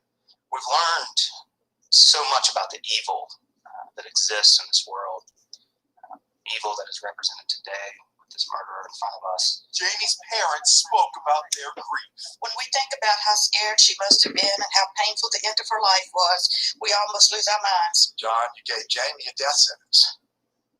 You gave all the rest of us a life sentence. Jamie was a well-liked political strategist for former Congressman Brad Miller. Prosecutors said Broyhill stabbed her when she confronted him with evidence that he had embezzled more than $40,000 in campaign funds. Broyhill was sentenced to life without parole. Tell me what your thoughts were on the sentencing, which was life in jail without the possibility of parole.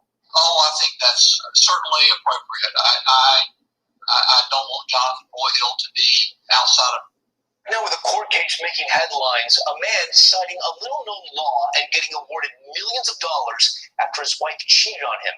ABC's Adrian Baker with the details. Why are you taking my wife? The man in this desperate moment awarded nearly $9 million in an unusual court case to be paid by his wife's lover. You're taking him over me! Keith King is seen pleading with his wife. The man restraining him in the doorway, Francisco Hizar, is the other man. Stop trying to answer. King's wife, Danielle, is heard off camera. I don't want this. I don't want it to be like this. King says he learned of their affair in 2015 after seeing a phone number he didn't recognize. He says he called it and Hizar answered. When he answered, I simply said, she is a married woman. Do not contact her ever again. But the affair continued on and off until 2017, when King filed a civil complaint against Hizar, citing an obscure law, alienation of affection. Only on the books in 6 states, including Utah, Hawaii, and North Carolina, where King filed his claim, it requires proof of a happy marriage and evidence that the love and affection between a couple was destroyed by the wrongful or malicious actions of the defendant. King gathered text messages, Facebook posts, phone records, and hotel receipts, proving Hizar ended their wedded bliss. She's my wife, man. Now, at trial, Hizar and Danielle King claimed the marriage had always been troubled, and Tom Hizar reportedly plans to appeal. All right, Adrian, thanks so much. Hi, everyone. George Stephanopoulos here. Thanks for checking out the ABC.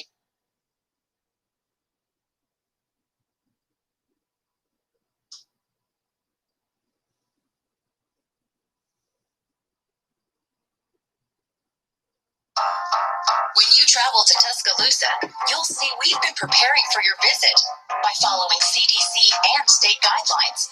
With social distancing, wearing masks, and sanitizing, we're ready for you to take it all in responsibly. Oh my God! We're not here! The server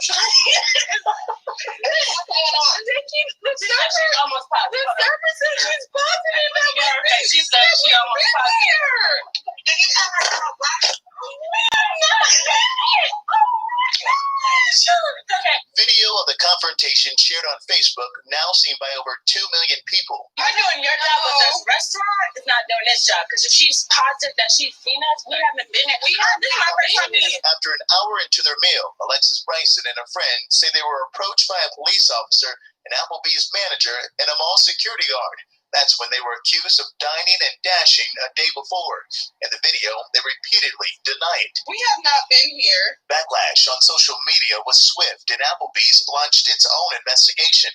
Days later, Applebee's says the franchise terminated the manager, server, and another employee involved in the incident. Back to that video, you can hear the officer finally allow the two women to leave, but first they had to pay for that unfinished meal. What they're telling me is that they want you to go ahead and pay your bill and leave and not come back. Okay, that's perfectly fine.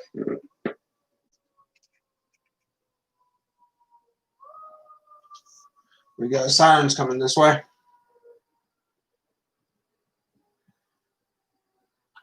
I don't know why, but if it's the apartment right across the way, I'm going to laugh hysterically. No. Oh. Down there. One caught on fire because some idiot, get this, the neighbors specifically heard the guy say he had to run out because of a sale. A sale. There was a sale on. What kind of a sale? I don't know, just, you know, like a Black Friday sale that was still going on. Let me get something. He left the stove on? He left everything on. Oh, Jesus. Stove, potpourri burner, TV. So what set on fire? Potpourri burner set everything on fire.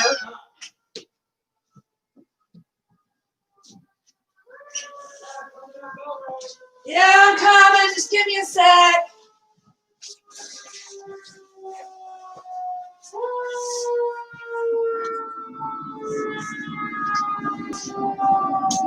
No, this time you are not coming out. You can stay in here and work all of your heart's content.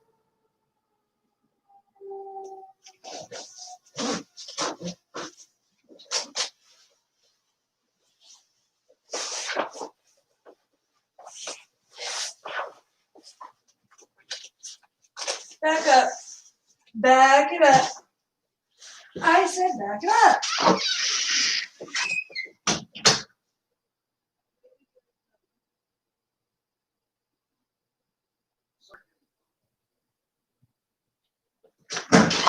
Back it up, back it up, back it up, back it up.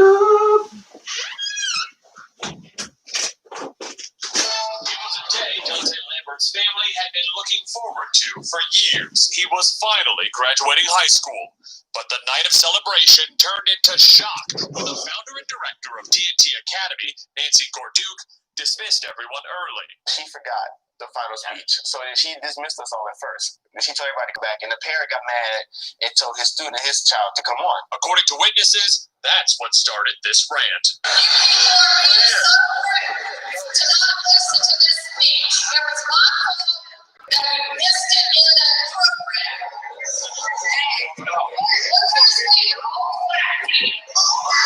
Whoa! She Did she really? needs to get out of that field of being a teacher or motivator education.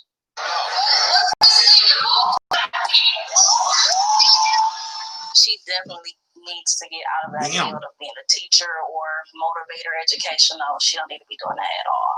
We stopped by Gorduke's house, but her husband told us she was too emotionally drained to speak with us. We did get our hands on the apology letter that she sent to parents.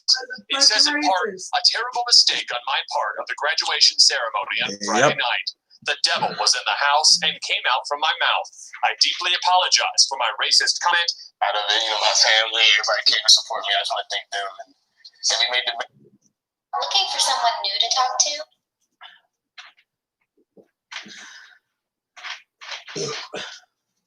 Connect with a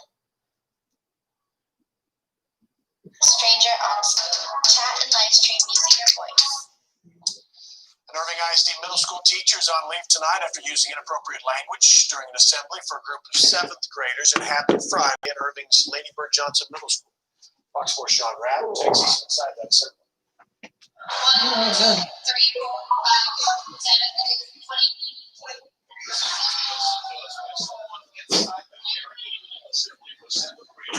Lady Bird Johnson Middle School. The two teachers played a word association game. All right, teacher Amber Collins.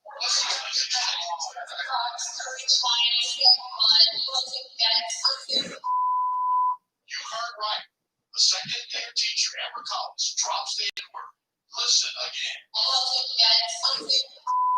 As the crowd reacts, the teacher playing the word game covers her mouth and walks away. Collins takes the mic from the man in the maroon shirt, tries to quiet the crowd and get their attention. Video stops. Obviously, the students and staff were surprised and shocked by what they heard. The principal wasn't present at the character building session, but the principal did meet with the staff afterwards. In a statement, the district writes, during the 7th grade assembly, a regrettable situation occurred. The school and district officials do not condone or approve of such language. We can reassure our families that we have taken personnel action. Staff members talked with students face-to-face after the incident, and the principal sent a letter with her staff saying she would love for the incident to not have occurred. Now the school, she says, must pull together in love. We made several visits to the teacher's home, hoping to give her the opportunity to explain, but we were not able to reach her today. Sean Rabb, Fox 4 News. Oops. Nasty site that's not supposed to be in a bathroom. So a student snaps a picture, posts it to social media, but then gets suspended for it. A lot of you clicking on this story as soon as it went to the ABC 15 mobile app. Kim Russell at our sister station in Detroit investigates. Hazel Juco says when she saw discolored water coming from the sink at school, it upset her. I just took a picture of it, and then 4th hour is my newspaper class, and I went and talked about it with them. She posted the picture on Facebook and Twitter. Why? I always hope that something good will happen. We'll somehow have someone who wants to help us with money, because our school obviously doesn't have money. A short time later, she got called down to the office in John Glenn High in the Wayne Westland School District. She told me that I was being suspended for 3 days, OSS, for taking a picture. It's inappropriate use of electronics in the restroom. And everyone in my school, every girl takes selfies in the bathroom and makes it their profile picture on Twitter or Facebook or whatever. And no one has gotten in trouble. Dozens of students protested by tweeting bathroom pictures they took without getting in trouble. I called Wayne Westland Superintendent Dr. Michelle Harmala. She looked into it and says she found out high school administrators made mistakes. For one, they didn't report the water issue to maintenance, so she did. So I reached out to them. They sent a plumber out right away. We do have a piece of the pipe that leads to the faucet that was corroding and needs to be replaced, so that's underway right now. Dr. Hamala says the rule against cell phones in bathrooms aims to prevent inappropriate pictures of people, not building issues, and the punishment is inappropriate. She's going to make sure this out-of-school suspension is taken off your record. I'm so happy for that. What does that mean to you? That means a lot to me. All right, good ending for her.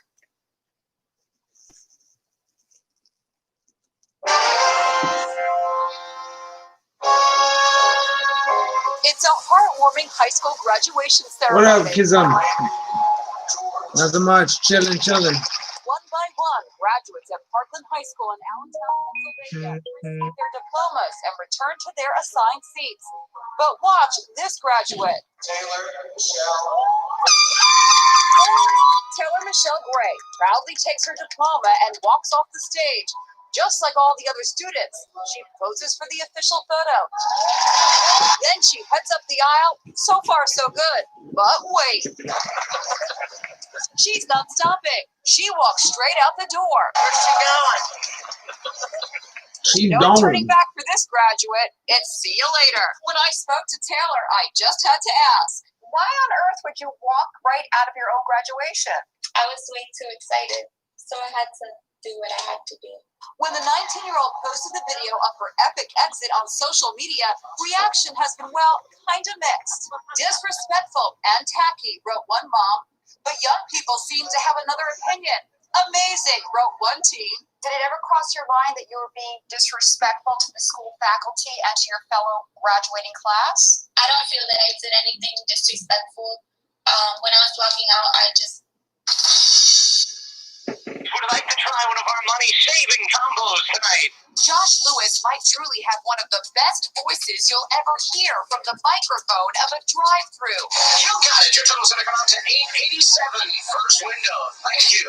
At Wendy's in Florida, Josh has a movie trailer voice that he uses when taking people's orders and speaking with customers. What kind of sauce were these? No sauce? No problem. What are the drinks? But he didn't always have such a positive outlook on his job. A little better. Stuck in the fast food industry. A little better. Not enough funds to go anywhere else. So I said, well, how can I make this better? Well, I can stop being just a drive-thru operator and become an independent. Your total comes out to $1149 at the first window. Thank you. Josh does hope to one day make a career out of his voice. And even though it's not part of the corporate protocol, the district manager for Wendy's tells newspress.com that the 27-year-old makes customers happy and has a great personality. Hello. He's amazing. That's what I said. As soon as I came around, I'm like, I want to hire you. Josh sure has a lot of talent, and we think that movie trailers could be in his future. Have a super evening, and we'll see you next time. Be sure to tune in to Inside Edition. Wow. 3 seconds to go. Spartans lead by 1. They're kicking off. Cole Miracle, who just kicked the go-ahead field goal, puts a foot to it, kicks it low, line drive, and bounces through. Taken by one of the men near the 10-yard line. That is Cy. Wants to throw a lateral. It bounces into his man. He's backing up, trying to throw a lateral. It's caught again. Another lateral. It's caught again back at the 10. And the Spartans down. It's another lateral. And another lateral. The ball's not dead yet. Now here come the Knights out of the pack. Knights way down the sideline. And cutting into the middle. This could go all the way for a touchdown. Spartans trying to chase him down. And they do. And it's the kicker, Cole Miracle, stopped him at the 2-yard line to save the game. Unbelievable. The Knights with 4 or 5 laterals poking all the way down the field.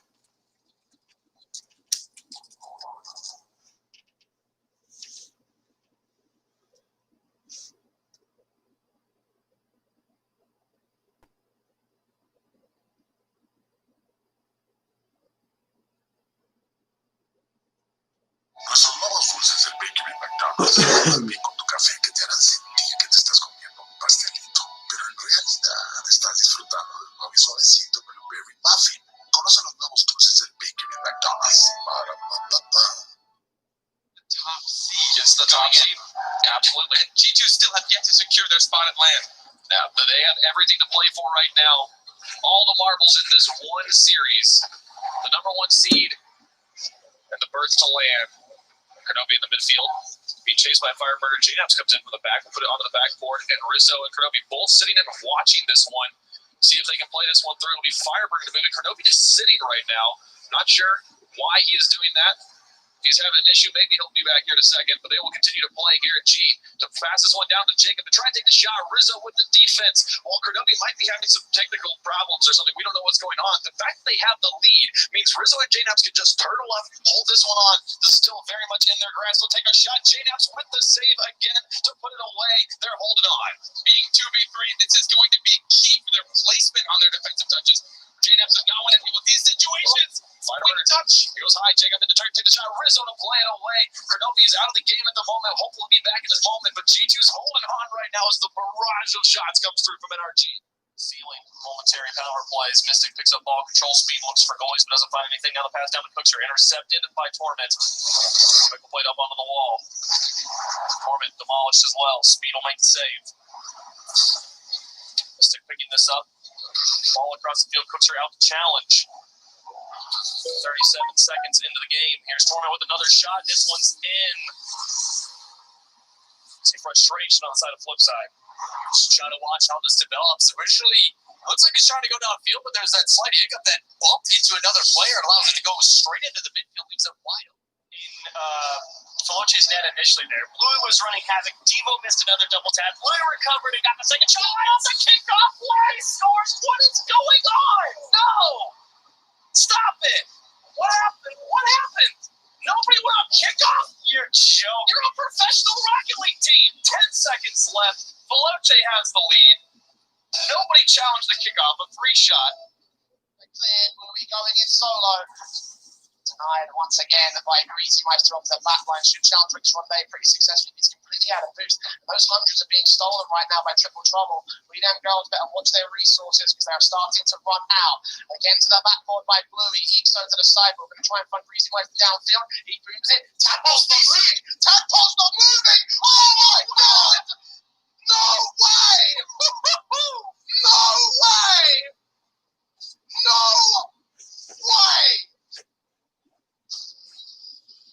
And Rex is apparently DC'd as well. I have no idea what just happened there, but it has just made a story. Jay, in game one. Past the 1 minute mark, still scoreless. Repko over to Mensa. Mensa upfield. A bump there on Alpha. Alpha trying to get the challenge. Ignite off the backboard to Mensa. Mensa towards Alpha. Alpha just hitting the brakes. We just stopped. Still a great pass and shot, but Alpha could have saved it, right? What on earth? Alpha just hits the brakes. I think he was angled a little bit different. It was still possible to get a save, but I'm confused. You know, I'm confused. Really quick before the video starts, if you want to buy cheap Rocket League items, be sure to head to rl.exchange. The link to the website is in the description. They support every platform and have fast delivery. Be sure to use code NAV at checkout for a 3% discount. Something in fine midfield with Cooks. But Magnus is headed back the other way on the carry. Magnus triple touch into the net. Beautifully done. And this was a Flip reset as well, Jordan. That first touch gets this flip and then blasts it past. That was an incredible play from Magnus. He's got enough space for him to shoot. On tap. With a teammate who's going to drop it. An atomic hat-trick hero to take game two. This is the player. You know all those thumbs down that I had, babe? Atomic. Oh, you were asleep. I'm sorry. Lethal. I said, you know all those thumbs down that I had? They're all gone. Touches. The challenge from Percy. Force them to hit their brakes. Actually, puts them all back in their own half. Knight's very confused. Yes, goes out of goal. Where was he going? He was I mean, yeah, I'm mentally disabled. You know, mental disabilities is a real thing. You know, but CPS is thinking, wait, my teammate didn't get that, and he nails the flip reset. Oh, see that one away. Percy the fourth game. Let's just wait for that pass real quick.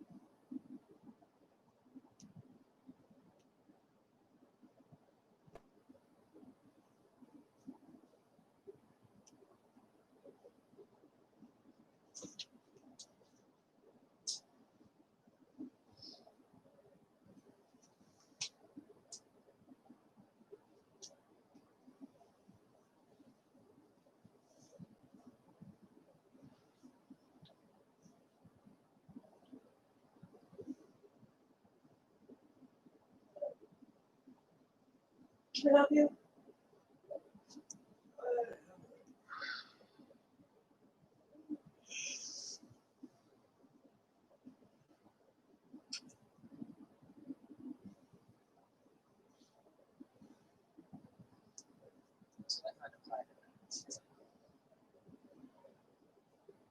Babe, Yes, dear. you want to see where Gizzy is? She wormed her way right between my legs, making one of my legs go over her. So she could lay under the blanket on the couch with me. The big question mark with body armor is always, is it going to work?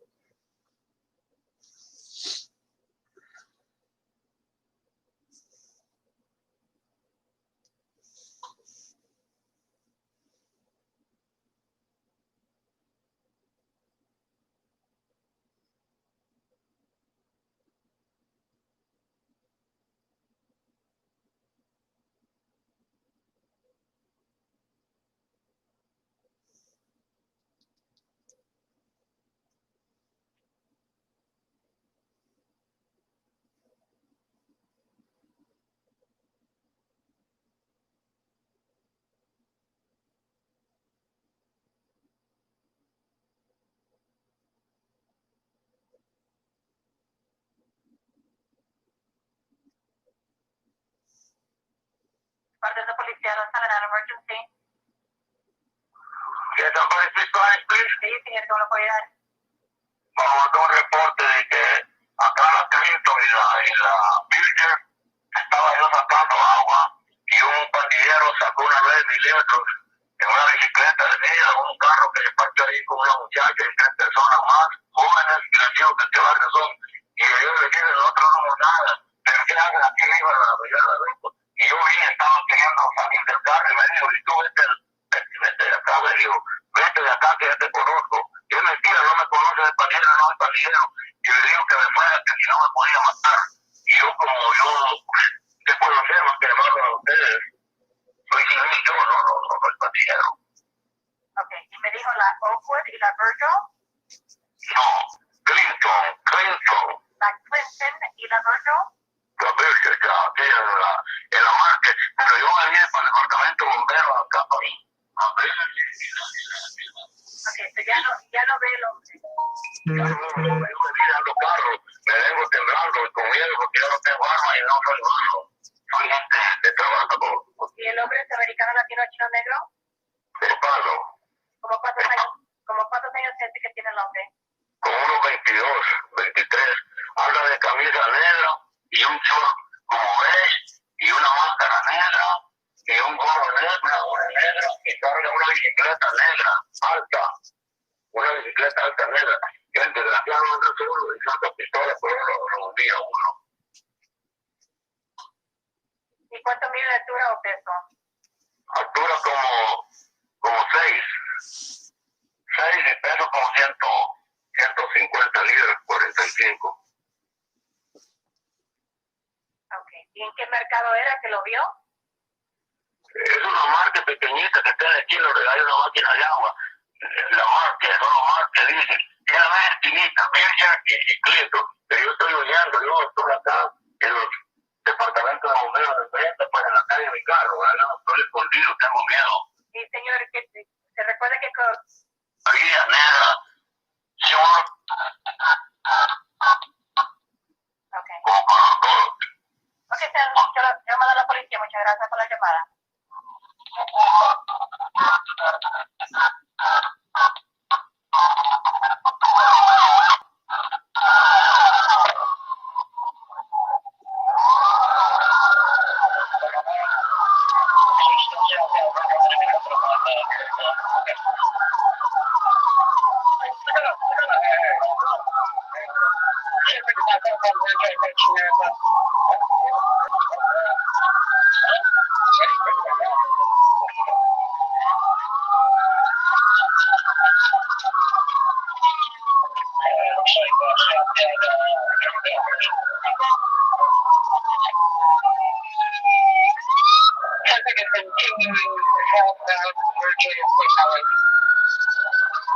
Wow. donut here. I finally got kind of my setup. I'm still using the beer pong table here, waiting for my desks to arrive here. But for now, we can do a shooting breakdown. You'll never believe it, guys. Las Vegas Metropolitan Police Department shot someone. This is a very short shooting, but as far as tactics go, probably couldn't have gotten any better. This is shooting number 17 this year for the LVMPD, meaning that they have tied with the Chicago Police Department. Chicago, which has had 3,600 other shootings that weren't policed this year. How did this start out? There was a shooting on October 27th by Mr. Maurice Parker the morning of this officer-involved shooting. The suspect shot into a vehicle with a .40 caliber Taurus and no one was injured. The local gang unit asked around for a little bit, and it turns out the suspect works at a local convenience store. They drove by the convenience store later that night and saw the dude working behind the counter. The gang unit and 2 patrol officers went into the store and told the suspect to keep his hands interlocked behind his head. Do not move. Do not move. Put your hands on top of your head. Turn around slowly. Do not move. Do not go on your knees. Stand up straight. Do not move. Interlock your fingers. There are several angles of the shooting, and I'll show you where the officers are right here. You have 3 gang officers here in front of the counter. You have the 2 patrol officers here with their tasers out. And then you have another gang officer here right behind the suspect. From a different angle, we're looking through the body camera of one of the patrol officers. He has his taser out. The 3 gang unit guys right here, one with a shotgun, one kneeling with a pistol, another one standing with a pistol. And to the left of the officer whose body camera footage we're watching right now is the other gang officer. One of the officers is giving the commands, which is normal procedure, because if everyone's screaming, then you don't know what's going to happen. He's saying, hey, keep your hands interlocked behind your head. Don't move, don't move. The guy's fidgeting. And then he reaches into his waistband and pulls out that Taurus that he used to shoot into a car earlier that day. Starts to turn to the officers, and they all fire simultaneously. Do not move. Do not move. Put your hands on top of your head. Turn around slowly. Do not move. Do not go on your knees. Stand up straight. Do not move. Interlock your fingers. Stand up straight.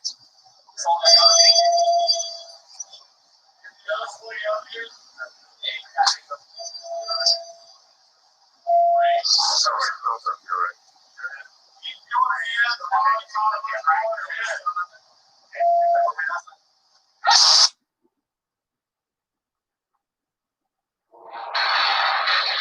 I can't tell what guns they're using exactly from the footage other than, of course, the shotgun from the 3 other officers with pistols. One officer fired 1 round from a 9mm pistol. The officer with the shotgun fired 1 round from his Remington 870 shotgun. One officer fired 8 rounds from his Glock 19 9mm, and the last officer fired 3 rounds from his Wilson Combat 1911. All 4 gang officers fired their guns, and the 2 patrol officers that had their tasers out didn't get a chance to fire, primarily because the guy reached into his waistband, pulled out a pistol, and the gang officers kind of handled business there. Tactics-wise, we got a bunch of fire superiority here, which is how you want it to be with someone who you got a good idea of just shot into a car earlier that morning, might still be armed, and you're trying to arrest them. Turns out the suspect didn't even...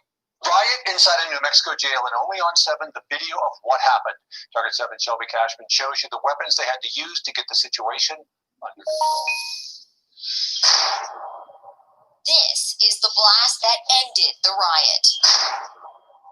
Let's slow that down and take another look. Corrections officers slip a flashbang, which is meant to disorient the inmates, through a slot in the door. One officer covers the slot with his foot, and another covers his ears, and bang! The inmates on the other side scatter. Here's what it looks like on the other side of that door. A bird's eye view inside the Sandoval County Detention Center shows the blast and inmates running. These officers with shields, gas masks, and weapons designed to stop a riot are members of the Tactical Support Unit. They were called in last month when documents say corrections officers couldn't get 9 inmates to go back to their cells. A court document says this is the moment that specialized team was called in. This view doesn't have audio, so we can't hear what's happening, but you can see, one by one, each inmate takes their shirt off and wraps it around their face. The guards leave the room, never turning their backs on the inmates.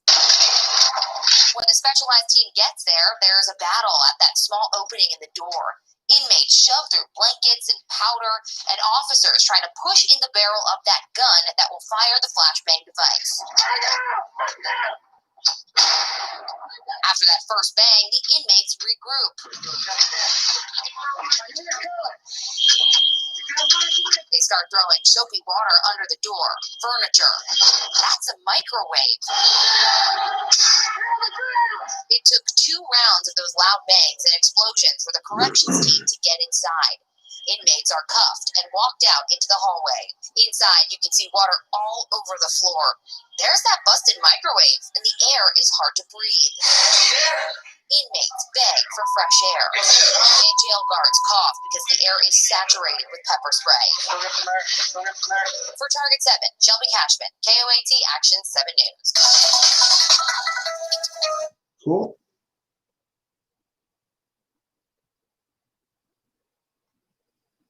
This morning, we're getting more information from Bin Laden's journal, and we now know that he sent emails to other al-Qaeda figures, even though his Pakistan hideout had no internet access. CBS News national security correspondent David Martin at the Pentagon with the very latest for us this morning. David, good morning. So what additional information are we learning about this raid that did kill Bin Laden? Well, we know it took 40 minutes to kill Bin Laden and scoop up all his files and stuff them in garbage bags and get out of there. But what we didn't know until just recently is that this entire 40 minutes was recorded on tiny helmet cams, which the SEALs wore on their helmets and recorded everything that happened in that compound, each one of the 25 SEALs. So that means there's 15 hours of videotape, which can now be reviewed to put together a more accurate account of what happened in that compound. Collected in that compound, David, millions of pages of digital files, like you've mentioned, including a 12-page handwritten journal of Bin Laden's. What are we finding out now about the information that was left behind? Well, the journal was sort of his writings to himself about the best way to go about pulling off another spectacular attack against the United States. He said he would not use Arabs this time because they aroused too much suspicion. He'd go after trains instead of planes because planes are too well guarded. And he would try to pull it off on the 10th anniversary of 9/11. He was also sending emails to his lieutenants and to al-Qaeda affiliates around the world, urging them not to waste their time on small local operations, but to go after the big target, the U.S. Let me ask you, how was he able to email his associates? He had no internet access at this compound. He would type out the message, download it onto a thumb drive, and the courier would travel for a considerable distance from the compound to an internet cafe and then load it back up and the reverse would happen when he got a response back to the field. And the courier always took extraordinary caution in giving away his location. He would turn off his cell phone and take the battery out of the cell phone whenever he was within 90 minutes of the compound. All right, CBS's David Martin at the Pentagon for us this morning. David, thank you once again. Wow, I thought that was going to actually show the video.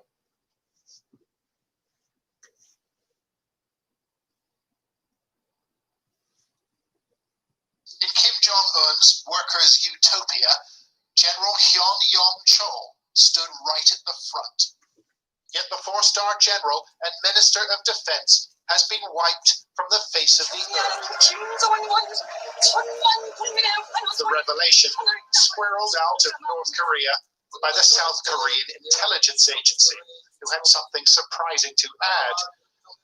General Hyun was apparently killed or pulverized by anti-aircraft fire. He was filmed last month in Russia, deputizing for his leader at a security conference, and he sounded every bit the loyal minister. We won't change our nuclear weapons strategy, he said, not for millions of dollars, before leading to mild applause. It's not exactly clear why Kim Jong-un decided to eliminate the country's #2 military official, but the South Koreans say it's about respect. The general had followed instructions. And secondly, in a disclosure that received plenty of airtime on South Korean TV today, General Hyun may have fallen asleep at a meeting. This kind of purging has gone on since the very start of North Korea with Kim Il-sung, who's Kim Jong-un's grandfather. It has two roles, really. One is, of course, to keep everyone scared, to keep everyone worried and paranoid. And the other is to nip any nascent challenge to the regime in the bud very, very quickly. And it's a policy that Kim Jong-un has deployed with real enthusiasm. He's disposed of 70 officials since he took power in 2011, surprising critics with his absolute ruthlessness. Mr. Kim's victims include his uncle and mentor, Jang Song-taek, who was arrested 18 months ago at a party meeting. Uncle Jang was accused of counter-revolutionary activities and executed, probably by a firing squad. General Hyun's departure brought about by much larger weapons, it seems, with a human rights group suggesting the regime. A North Korean soldier defects to the south in the most unexpected way, crossing the border at the heavily guarded joint security area. His troops stationed in the front line are believed to be chosen for their loyalty. This could severely bruise the regime's military pride. He was shot at by men from his side, but was picked up by the South Korean soldiers and was taken to the hospital. For details on the daring escape, we turn to our Kwon-jak. The joint security area located on the border between the two Koreas and the only place where the soldiers from the two sides stand face to face. And at 3:31 p.m. on Monday, a lone North Korean soldier ran from a guard post on the northern side and crossed over the military demarcation line into South Korean territory. The soldier suffered gunshot wounds to his shoulder and elbow from North Korean forces while defecting. Upon hearing the shots, the South Korean soldiers raised the alarm, but the defector was not discovered until 25 minutes later, collapsed on the ground 50 meters from the border and bleeding from his wounds. Our soldiers safely retrieved the defector and urgently evacuated him to hospital to treat his injuries. He was airlifted by United Nations Command. New tonight, another daring defection on the Korean Peninsula. We're now learning more about a harrowing border crossing by a North Korean soldier and what he may have endured to reach safety. Brian Todd is standing by with new information. What can you tell us, Brian? Wolf, this is a young man in his teens or early 20s who saw a chance today to get across the border in a very thick fog, and he took it. This is the second dramatic defection of a North Korean soldier in 5 weeks, the fourth one this year. And it's raising serious questions tonight about the conditions inside Kim Jong-un's massive army. Unlike last month's dramatic escape, which was captured by surveillance cameras, today's run for freedom was shrouded by fog along a remote part of the heavily guarded border between North and South Korea. The North Korean soldier in his teens or early 20s took off on foot, looking to cross the demilitarized zone and defect to the south. He was tracked by fellow North Korean troops, who were fended off by about 20 warning shots from South Korean units. A short time later, shots were heard from the North Korean side. They probably heard or saw movement. They thought it was thus.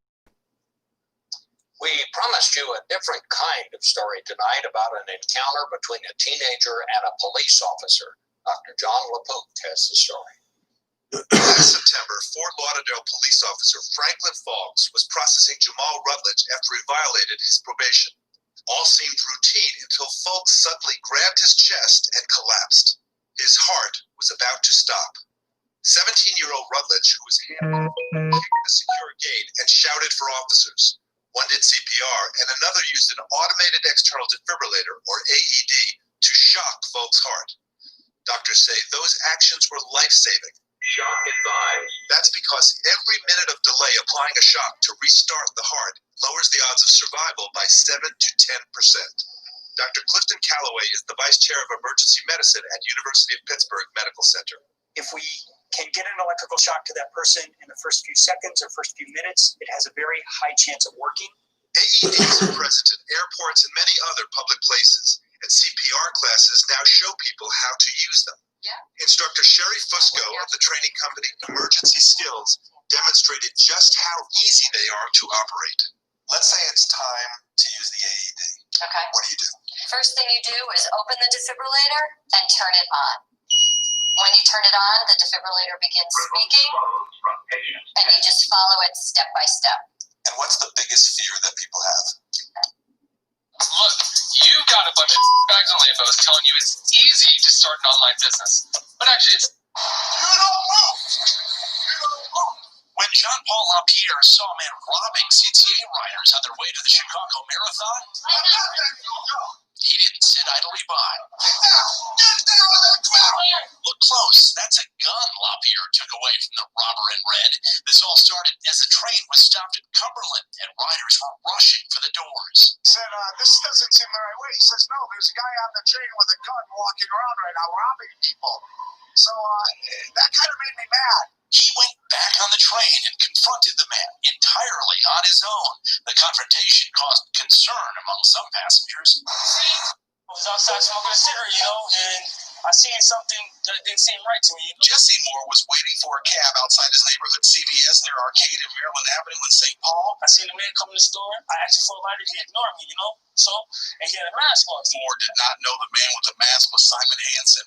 Minutes before he walked into the CVS, investigators say he tried to rob the corner gas station down the block. Moore watched through the window as Hansen pulled a knife and demanded money from the clerk. I was standing right here. I was outside looking in, So I took it upon myself to go back in the store. Because the lady, she was behind the counter. She just got to give him everything. Moore says Hansen was preoccupied and didn't answer him when he asked what he was doing. He's talking to the cash, the drawer, the money drawer. Like, I need all the money. Where's it at? Where's it at? Where's the money? He counted. And as he realized that she's not finna do nothing no more, I jumped on the counter. But when I jumped on the counter, he's still not even knowing I'm on the counter. When he's finna leave out the door, that's the picture he got. I kicked him in his face. But when I kicked him, he lost his phone. There was a struggle. Moore says he slammed Hansen around and tried to restrain him until police arrived. So I ended up just letting him go.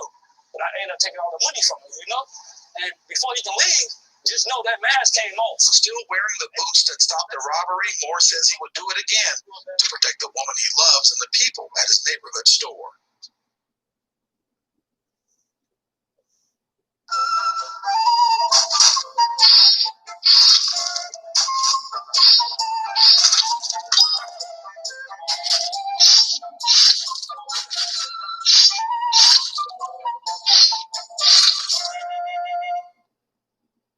On KDKA, court administrators are investigating a social media post on Facebook that shows a magistrate telling a Forest Hills police officer to shoot a suspect. And tonight, an apology over that incident.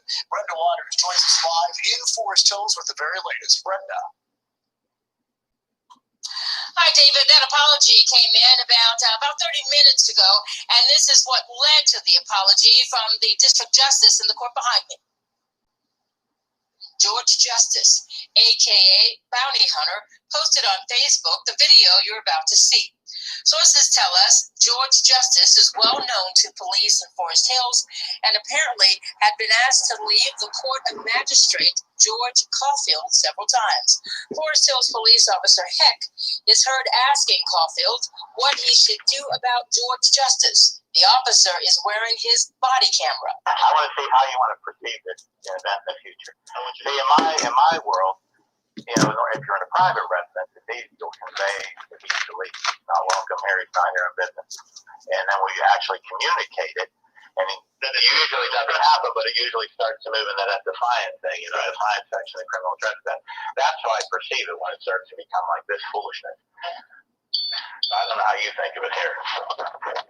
In the video, the magistrate tells the officer twice to shoot George Justice. In a statement this afternoon, Magistrate Caulfield says, quote, It's a disturbing fact of life for too many women getting hassled on the street while they're on a run. What kinds of things have you heard? Hey, baby, or... It's pretty hard to even run up the street without someone beeping or shouting something. Here's Lisa Guerrero. We came to world-famous Venice Beach to turn the tables on the catcallers. How'd we do it? Well, we put a camera on the back of this bike, a camera on the front of this bike, and we hired a fitness trainer. Amber Wyrick says she's well aware of the problem. I get catcalls everywhere, every day of my life, especially when I run. We were with Amber when she went for a jog.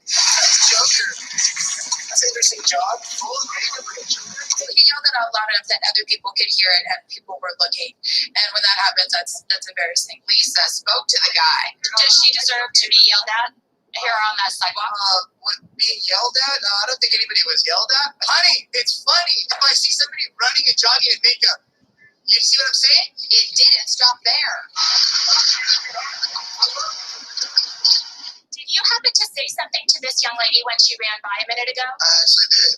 What did you say to her? I said that she's very beautiful and I love her. Do you think that's appropriate to shout out at women as they're running by? Yes. Why? Because she is very beautiful and I do love her, honestly, as a person. So all you guys out there, take this advice. Keep your cat calls to yourself.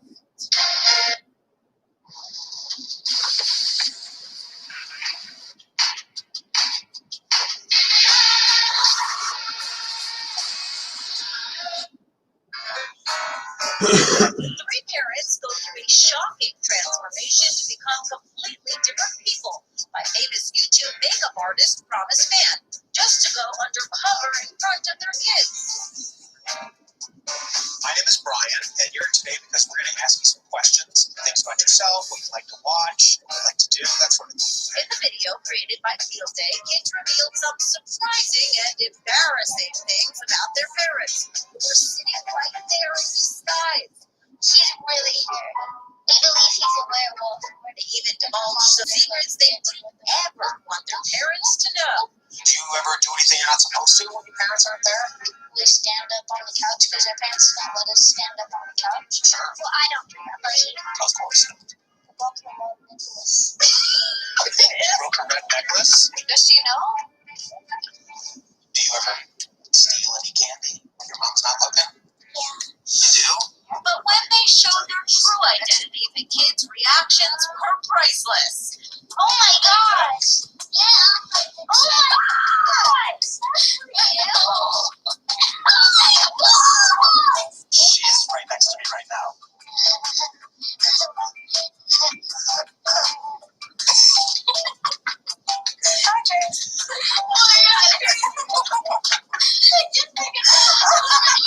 Be sure to watch Inside Edition.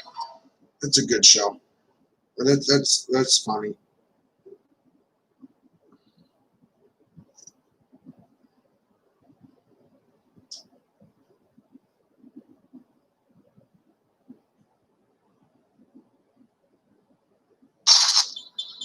On October 1st, 2020, hours before U.S. President Donald Trump said on national television he had tested positive for COVID-19, strange planes Can you get back, chat? I'm gonna go use the restroom while watching this. appeared off the coast of Washington, D.C. Moments later, another aircraft appeared on the west coast, performing peculiar maneuvers just off California's coast.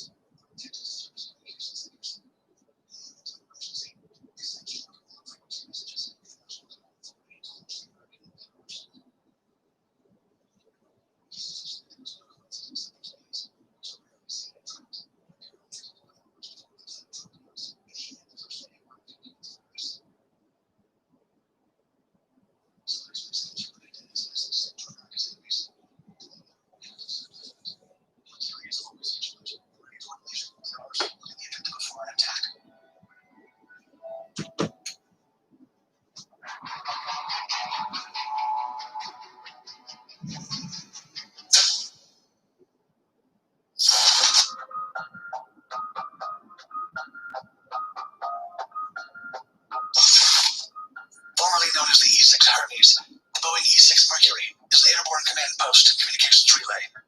It entered service in July 1989, and its primary role was to execute Operation Looking Glass. This airborne operations objective was to provide the total command and control of all the nuclear arsenal the U.S. had at its disposal, in case all the ground-based command centers were jeopardized or deemed inoperable. To learn about the off-grid lifestyle and to be inspired to live your dreams, click subscribe so you don't miss anything. hit the bell notification. So the sheriff stopped by the other day. All right, so let me give you the backstory. This is getting kind of frustrating. Back in August, Carolyn and I started thinking about living off grid. We were nomads, and so she started looking for a piece of property that we could live on. A place that was unincorporated, that we didn't have to worry about codes and a bunch of regulations and different things. Well, she found that Missouri. Jeez, it is cold outside. It's 30 degrees. We are natives of Missouri. We were both born and raised in Missouri. Carolyn, I don't think, has ever left the state of Missouri, but I, on the other hand, was in the military, and I went to Iowa for a while, so I've lived in different places. But I always come back to Missouri. Missouri's been my home. Now, I've never been this far southwest of Missouri, but it's still Missouri. It's beautiful. You can see the fall. So in December, Carolyn found a piece of property. Well, she actually found several. She found 10 acres on the east side of Missouri, southeast Missouri. But it didn't work out. Things didn't work out with that piece of property. It was nice, but it needed a lot of development. It would have cost another $5,000 or $10,000. So just to get a driveway and get the trees knocked down, it would have been a lot of work and money. Then she found this piece of property, a little acre and a half for $4,200. Had a well on it, septic tank, and different things. It was in a very unincorporated area. As a matter of fact, the town closest to us just unincorporated itself. They voted to pass to unincorporated. That means it doesn't have a mayor or city hall or anything. It's an area where there's just not a lot of regulations. People don't.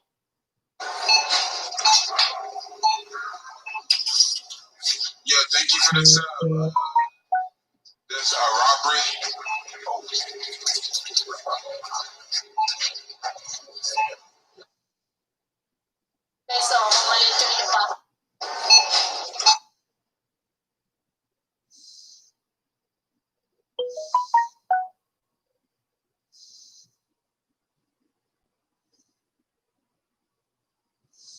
Not only are these dogs some of the most expensive on the planet, they're also treated just like humans. So here's one right here. It's a Belgian Malinois. Oh.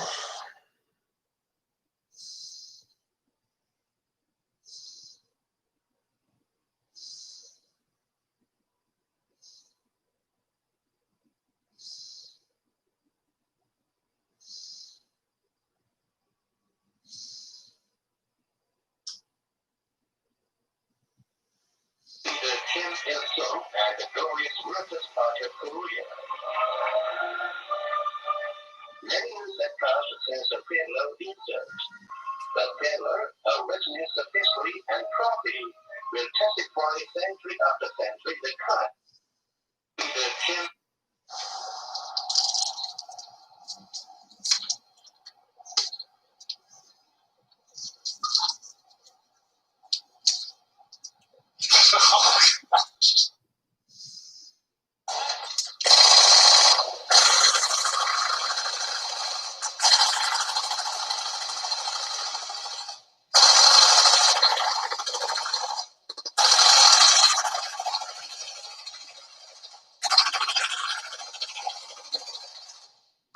Alright, man. What's up?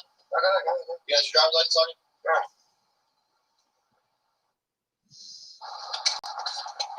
Thank you. Do you have insurance? Yeah.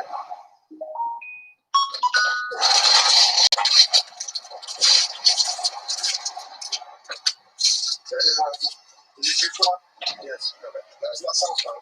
Is your son? Okay. Yeah.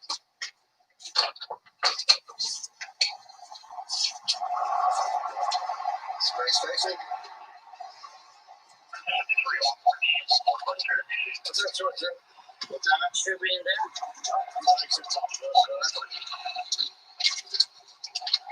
Could be right here anyway. It's not easy either.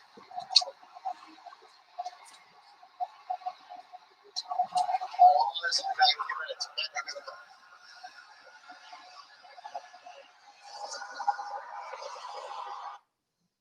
There's a disturbance going on. Ain't no disturbance here, bro. There's nobody here. It's like the second time y'all knocked on my door since I've lived here, saying that there's an argument or some shit like that. It might be the person who used to live here. Could be, but there's nothing here. come in and see if anybody else? No, not without a warrant. Without a warrant? Not without a warrant, Chief, and I'm sorry to record you. You're not coming in here without a warrant. Huh? No warrant, no entry. Sounds good, man. Have a good one. You too.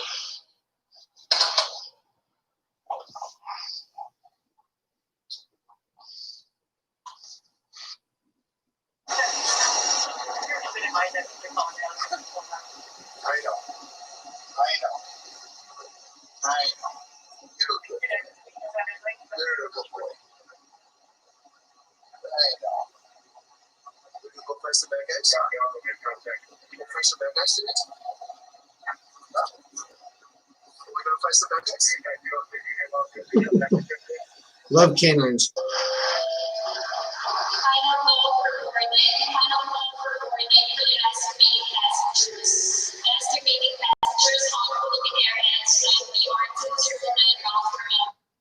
The Karens are at it again. No cell phone footage or bad press can stop them.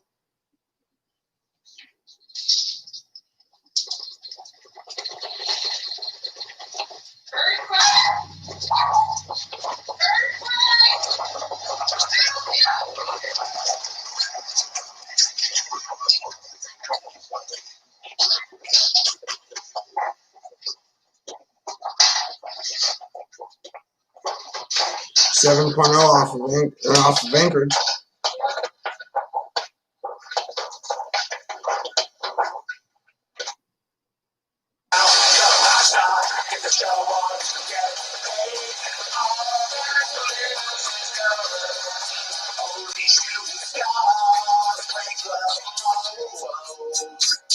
It's a cool place. And it's taking.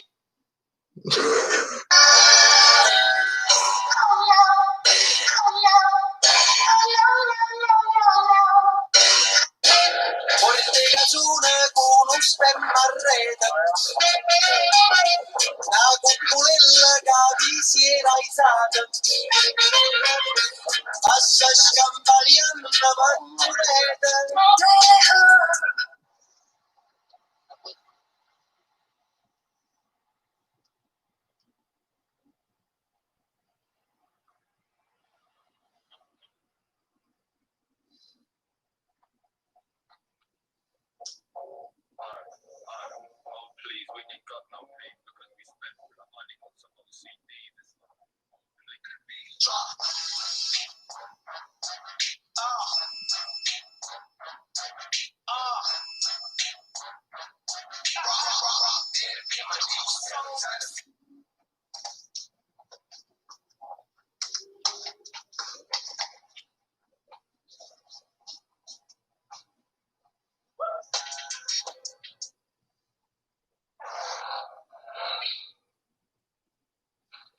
Oh, yes, yes. That is it.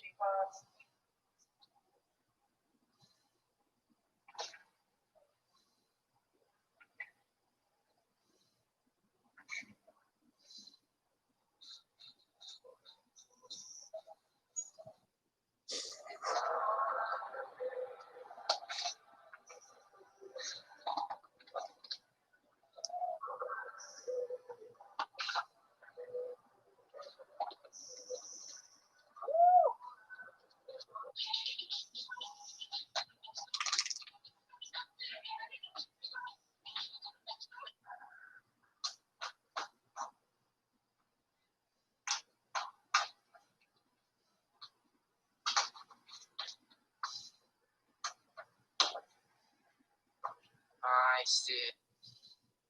I don't think I ever saw somebody so old to welcome to the party by Pops Hope. Watch this, I'm gonna teach y'all right now. Watch. So you gotta go, hey, welcome to the party. I'm off the modern shit. That's why I'm on the retard. Oh, that's your modern. Because when he say I'm off the modern Xanaline, you gotta act like you off the modern Xanaline. Watch it, right? So you just run it back, run it back. Hey, welcome to the party. I'm off the modern Xanaline. That's why I'm on the retard. Hey, that's why I'm on the retarded.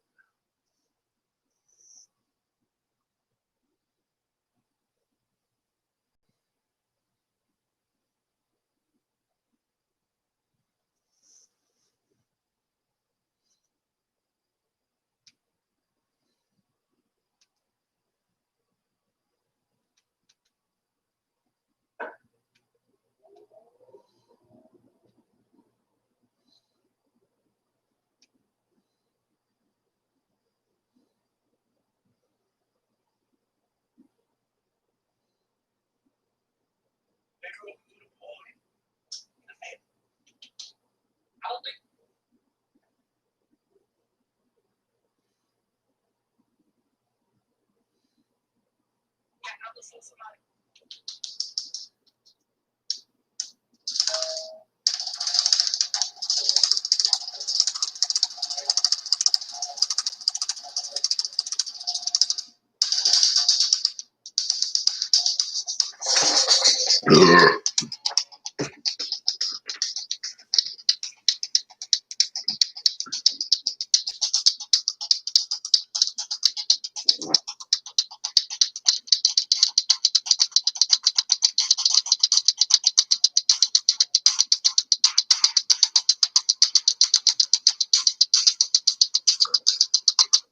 200K, I'm gonna fold my. I don't think I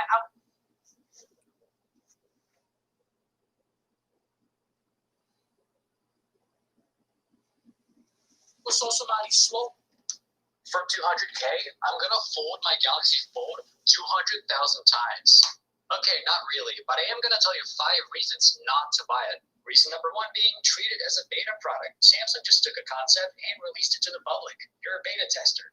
Reason 2 being is that it's bloody expensive. For this amount of money, you can buy a full fursuit. And the last reason, since you can't expect durability from a beta product, it's gonna break. You can't expect it to last you like a year or something.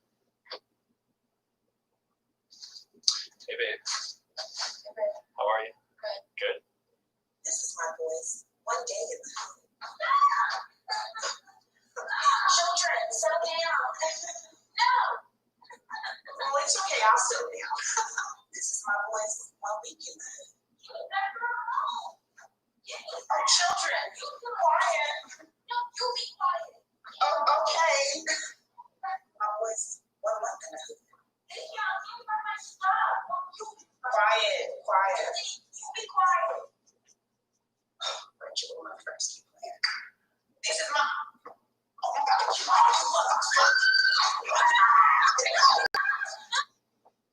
Yep. Kanye West is throwing his hat in the ring. Oh, nice segue. Yeah, thanks for that. To run up against Donald Trump, potentially Joe Biden in the U.S. presidential. I don't have any inside information on that.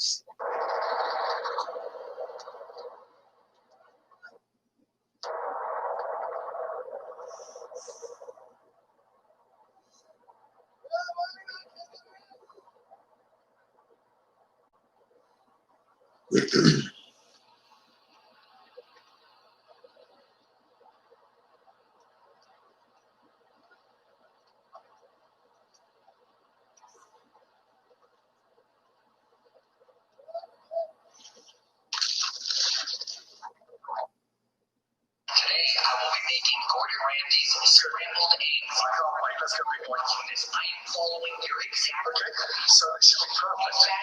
That's kind of on you. Yeah, okay, I'll take it.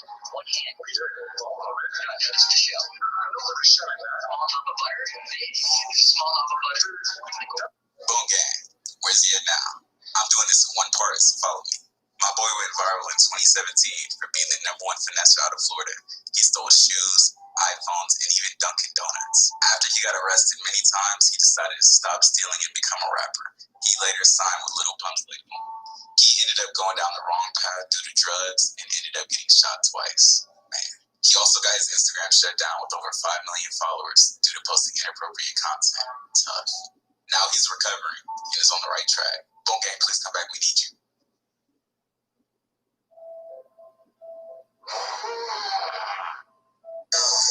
Tell the truth, what kind of pizza that was? I can't do that. That's a bit small. You'll see.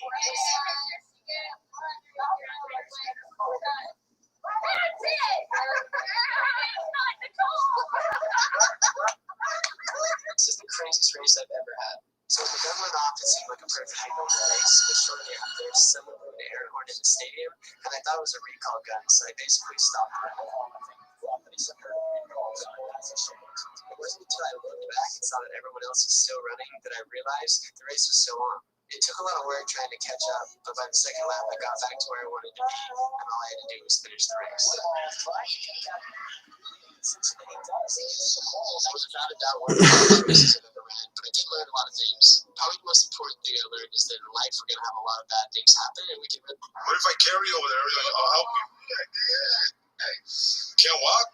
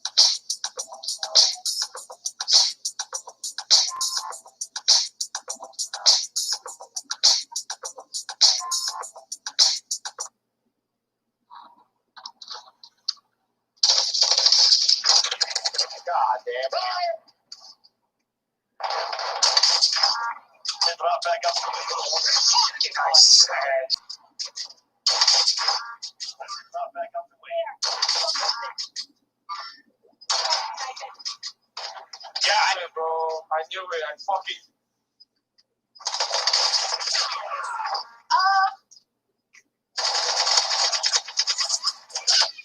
I'm back. I got fucking you there.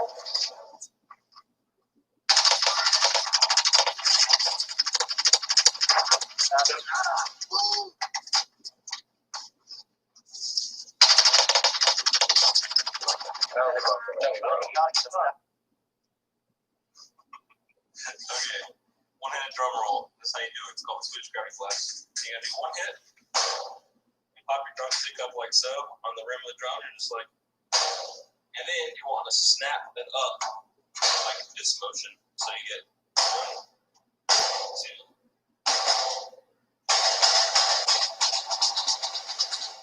Perform correctly. You can really fucking brutal like this, for instance.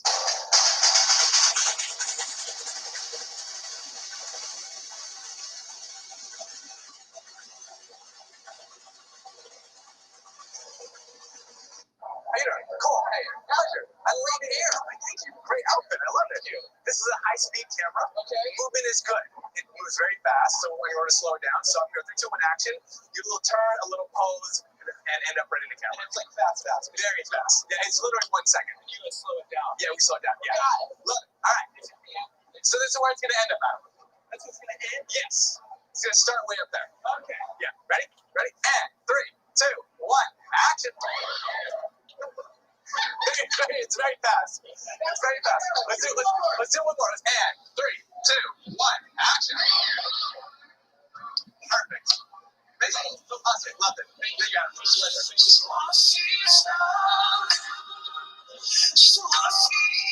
Oh, that's actually cool. Mr. Zuckerberg, would you be comfortable sharing with us the name of the hotel?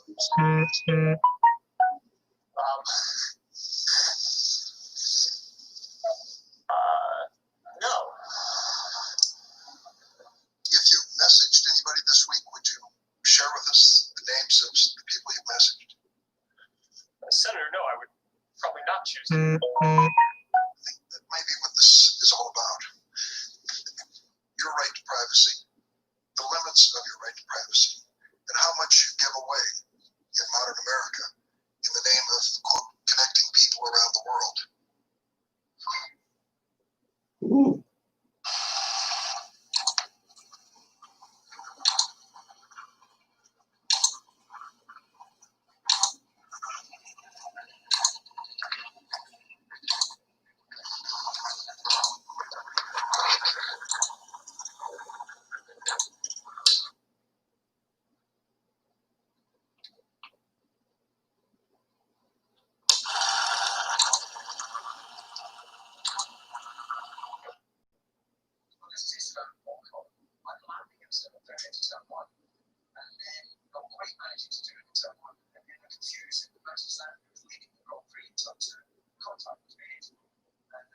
Hey man, it's a cool mask. Yeah, it's real nice to eat and put on and take off.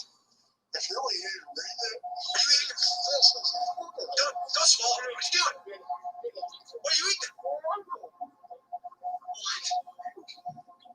Another one? Look out, fire. That one turned out tight. You said that my gender is radical, correct? I said yes. Guaranteeing health care to old people through a Medicare for All program, is that radical? Raising minimum wage to $15 an hour, is that radical? Making public colleges and universities tuition free, canceling all student debt through a tax on Wall Street speculation, radical? Dealing with climate change, radical? Immigration reform, radical? Criminal justice reform, radical? Protecting a woman's right to control her own body, radical? Saying gun policy, radical? All right, Senator. I beg your pardon.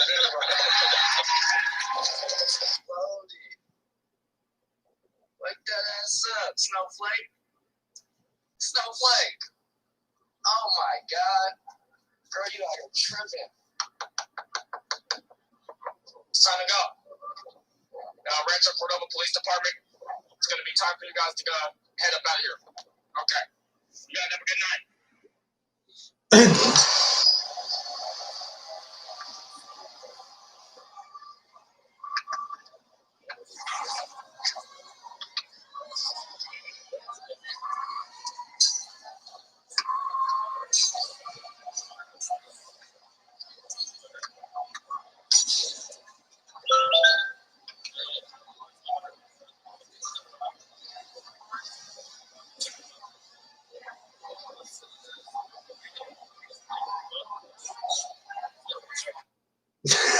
ain't never seen two pretty best friends. It's always one of them got to be ugly. All right, actually, you got a couple more pieces of wood for my base over here, and I think I should be good. Is that enough? Yeah, I think that's enough. Okay. What's this?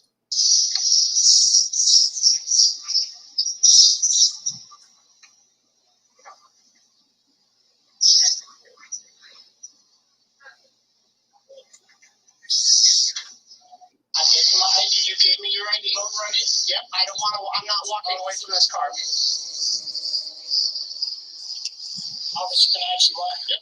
Because I just told you. Step out of the car. Face car when you step out. Don't flex. Don't flex. I don't know what you're doing, man, but you need to knock that off. Stop pulling on your arms.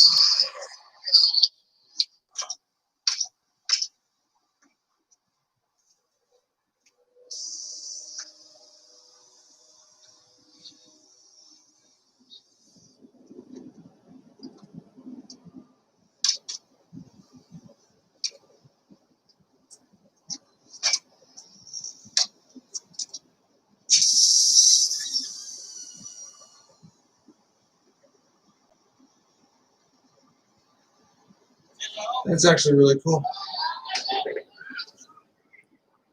Are you still abstaining? Yes. I don't know what that word means though. Am I still sober? Yes.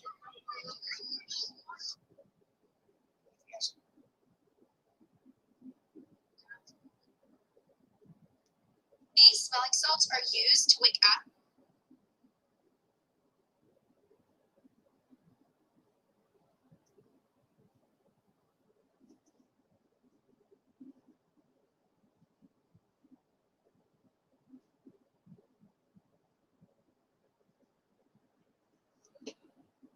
Yeah, it's been a little bit since I've last smoked. I ended up taking a hit of just straight tobacco out of the bong earlier for my fuck you haters. Basically. Let me show you. First, let me close this door. So the doors have sensors. Hey, you want me to drive now? I got it. Hey, you sure you want to drive? Yeah, I got it. Okay. Hey, you just flew past that stop sign. I looked both ways. You just flew past that red light. Oh, I thought it was the yellow light. Stop being such a pig. Boy, yeah, watch out for that guy. No, you just killed that guy. It was a left tap. He's fine.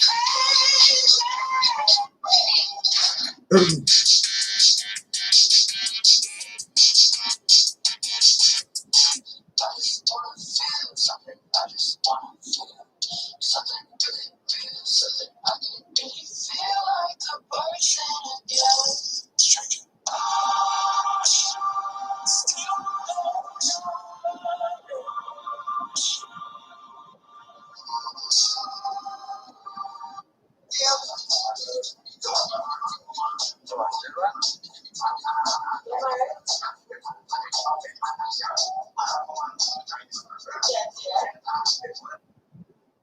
I think it's hard to forget the first time I did it. You're not supposed to say that. It's not like a cool thing to say. Like, sort of. But it is. It is. It is. Like it is. And if you don't agree with me, if I shake your head and I understand you, I think it's a good thing. Stay with me. Okay. I'll agree to you if I'm the best one you've ever talked to. Do you think it's harder to land a plane or be the runway?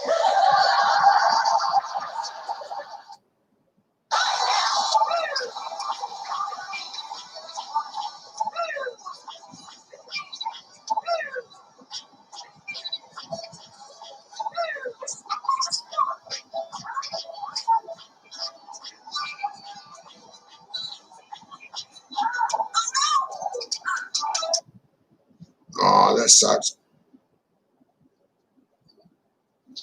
Nuggets, Very nice, very nice. cheese, filet of fish. I haven't had lemon kush since I was up in Seattle. There's a lot of strains that you've actually told me about, Todd, that I haven't had since living up in Seattle.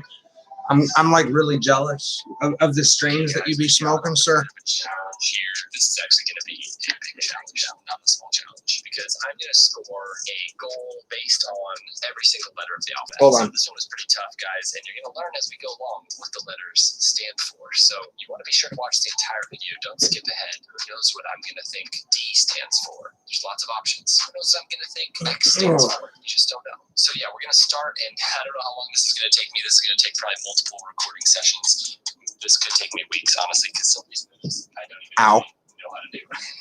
But hopefully we improve and we'll see what happens. Also, guys, if you haven't yet, make sure to check out my Rocket League Mechanics Master Course. Link is in the description for you if you want to check it out and if you want to learn some of the stuff that we're going to be doing today. Or maybe if you're a newer player, honestly, if you're a newer player, this is such a great option. Use code FLUME to get 30% off, so it's like super cheap. It'll be a really good resource for you if you decide to buy it. So check it out. But yeah, without further ado, let's jump in. Okay, we got our first match, and the first move that we have to pull off, guys, you probably guessed it. It is the air triple. All right, we got a good setup, guys, but potentially not enough boost.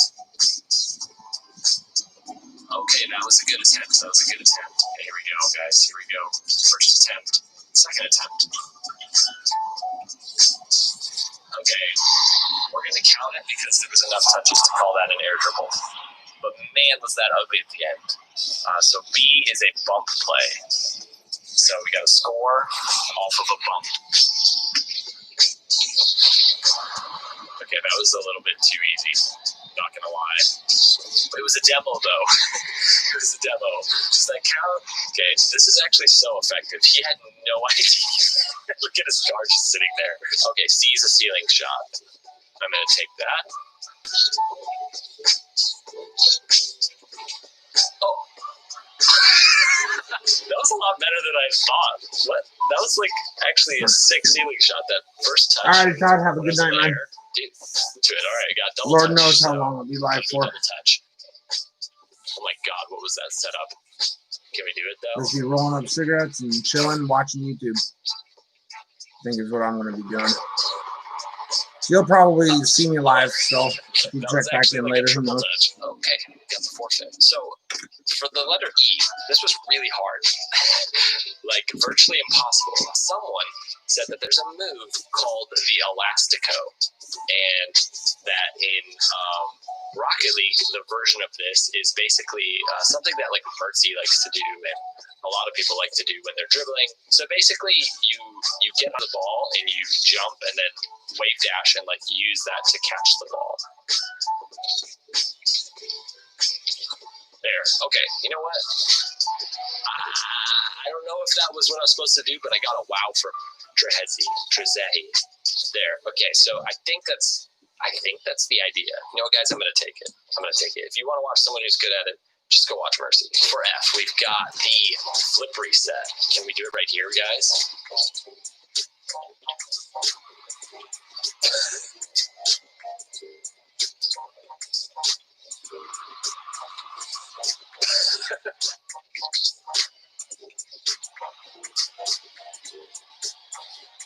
Didn't think the flip reset would take this long. I thought, honestly, that like the ceiling shot would take longer.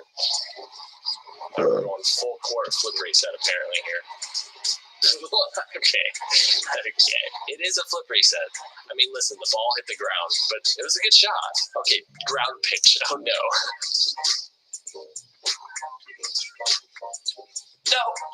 If only I added a bit more boost. Okay, guys, let's give it a little practice here in training. Do I know how to even do this? Okay, honestly, if I score one like that, I'm gonna take it.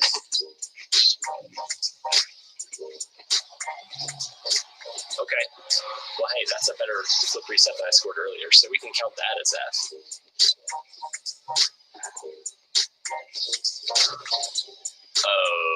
Okay. Not gonna lie, it might take me like a week to pull off a ground pinch. Oh.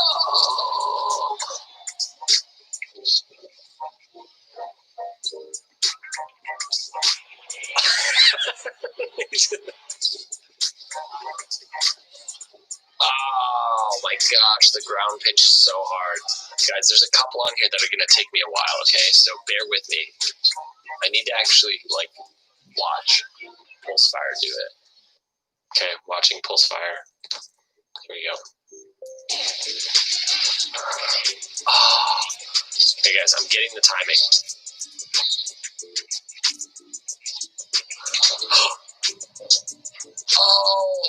Oh, don't give me so much space, buddy. I will score a ground pinch. We're taking it. I'm done. Half flip goal. Okay. Not really a thing. You know what I mean? But we're going to see if we can make it a thing. Okay. Wait. I did it. This is such a funny challenge. Okay, guys, if we're going to do the infield pass, which is what I is, obviously, we're going to have to get out of unranked ones. We're going to have to go to unranked doubles. Okay, here we go, infield pass. Oh.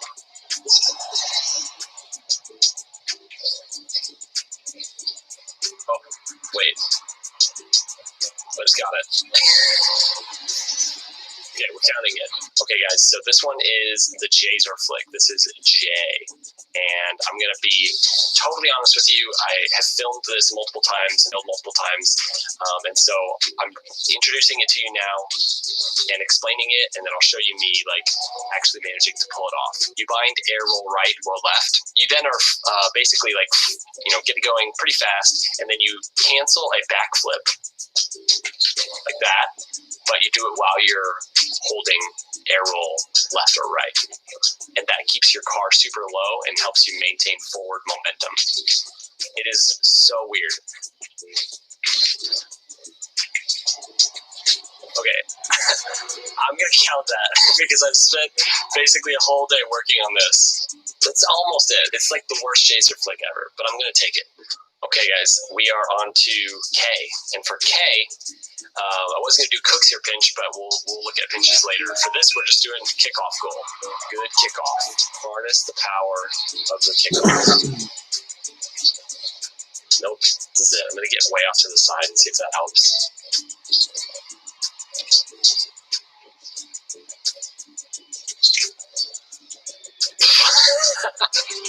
Okay, we're counting that. All right, now we're doing L.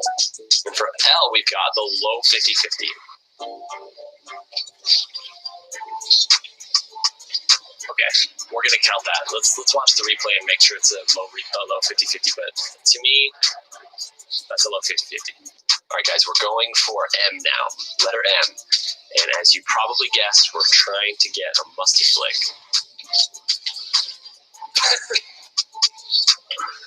Oh. Okay. Did that touch the ground? I mean, no, musty. He said musty, so we've got to counter, right? And it didn't touch the ground. We're going to count it. Okay, guys, so for N, I've been looking into what to do, and I think I'm going to do, some people call it a no flip, and there's like different things that you could call a no flip, but I'm just going to basically do like a no flip or like a flip cancel shot. So I'm going to try to hit like a really good shot on target while flip canceling it forward. So that means you go hit the ball and you go to hit it and you cancel your flip. So like that. Like that. Oh. All right, first try. So I'm pulling back on the joystick to cancel the forward dodge, and I made it without it touching the ground. I'm counting it. We're going to do the 180-degree backflip. Again, first try. I don't know if I went fully 180 degrees. Dude, my mechanics are on point. All right, we're going to take it. Wow, that was really good. All right, for P, you probably could have guessed what P was going to be. Oh, crap. Did I just do it? Yeah. So for P, we're going to do a pinch. Oh.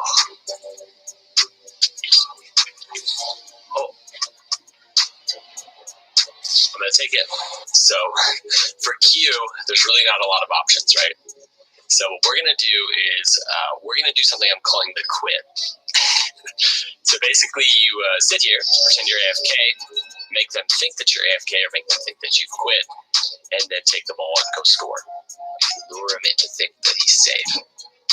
Make him think we're AFK. I'm going to drink a little coffee right now.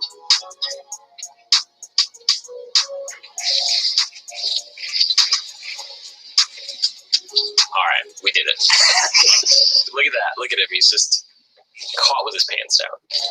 Okay, for R, we are going to be trying to hit a redirect.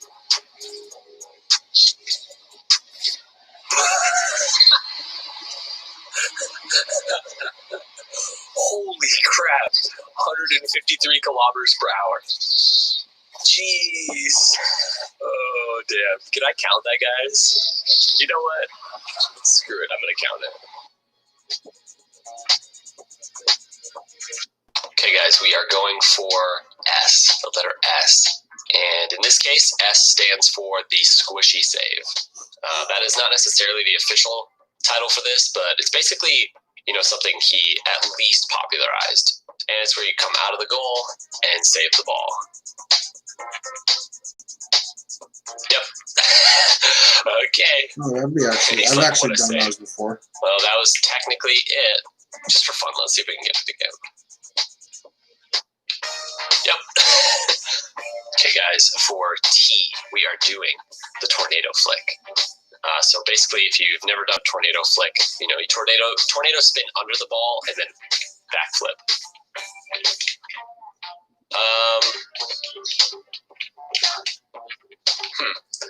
It's kind of the same thing. I'm not really going like as far as I could and backflipping. I'm kind of tornado flicking and then side flicking into it a little bit. I mean, that's the basic gist of it. Both were successful, and it looks like both didn't touch the ground. So I'm going to take it. All right, guys, now we've got to get an upper 90 goal. Yes, that's the mover mechanic I came up with. That was not upper 90. Upper 90? Upper 90?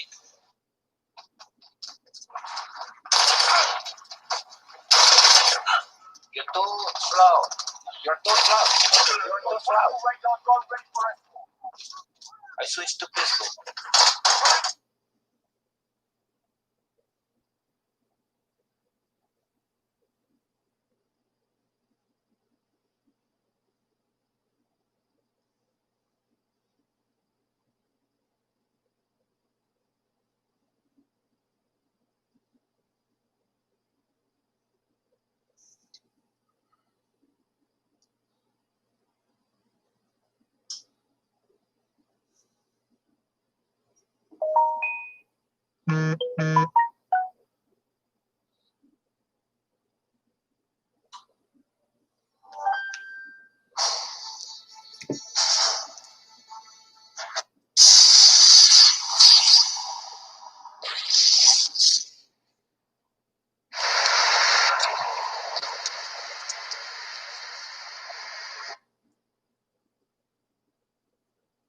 It's a good thing you rested a bit of flight.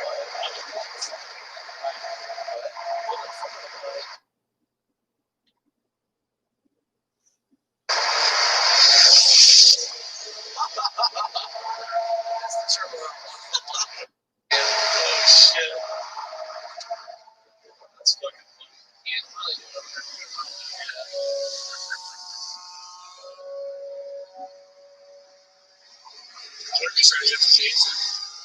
Yeah, it worked. Exactly.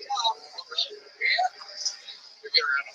Get around so you can follow that. Go fast enough for free.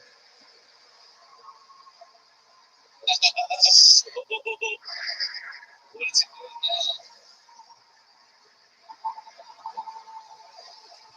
Just stop rapping. Where you at, dude? The chopper's out.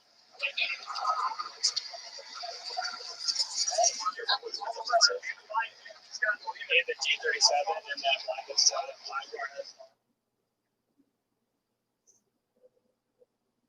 LA policing an increase now in these illegal street races involving special cars, high-end cars with these modifications, and dare them behind wheels. Like something right out of the Fast and the Furious. Illegal racers turning more and more streets into dangerous playgrounds. ABC News performing spin-out fights. The popularity of those races on the rise.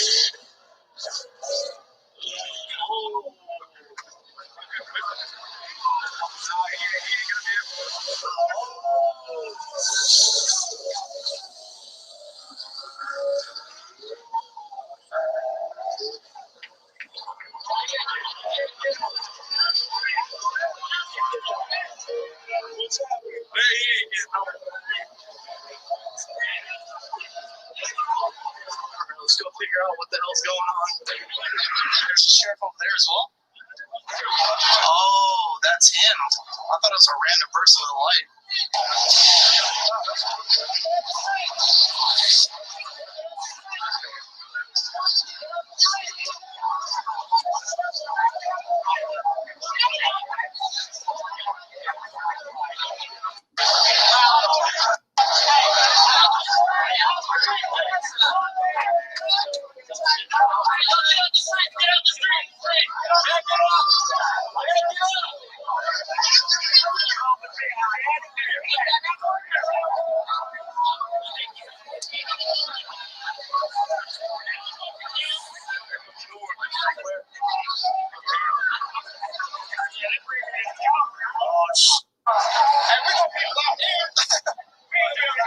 Oh, looks like this is gonna be shut down.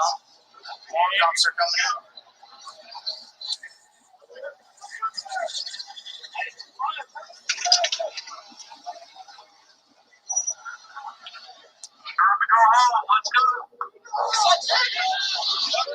Well, that sucks. Alright, so the cop is doing a U-turn. I think he let that one Mustang go. I don't know. He's turning around.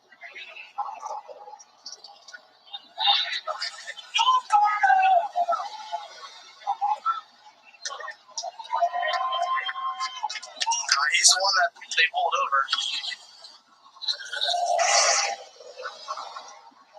The cop is still right there.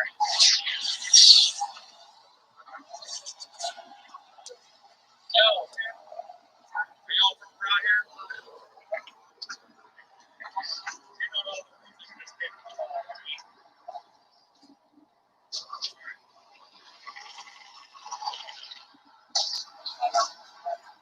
Well, we've been dealing with stuff like this all night.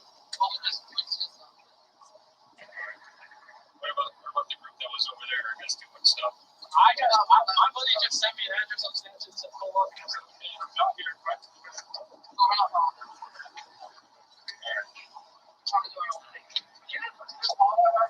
Yeah, if you go that way, to 25th Street, make the left, take it all the way down. Okay, this is it. This is all we needed. We're good.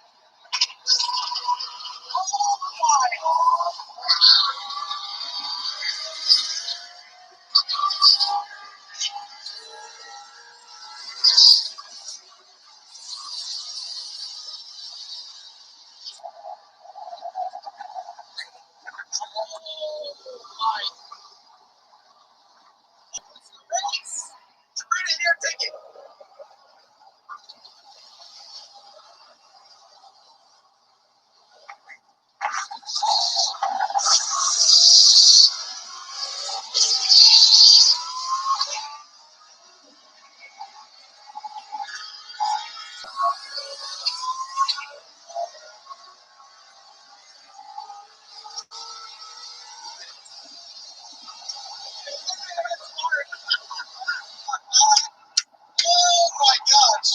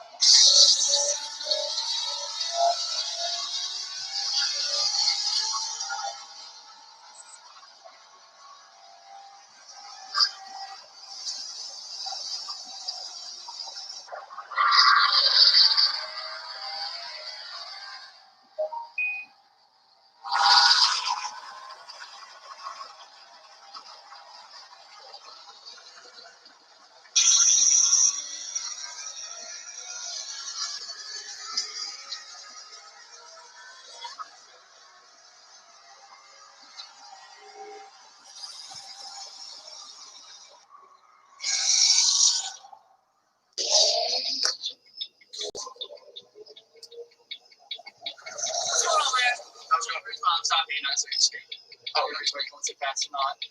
We're just going home. Next, we have driver's license on you. Yeah.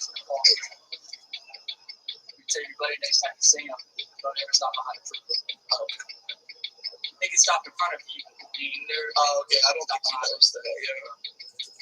You gotta figure that one out. You got your registration for the car. Yeah. Thank you.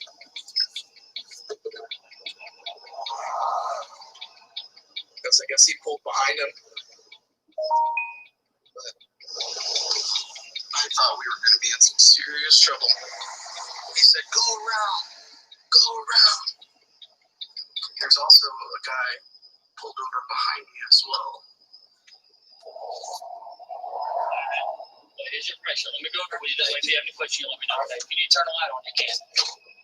Okay, now you reach our side with 82 to 65.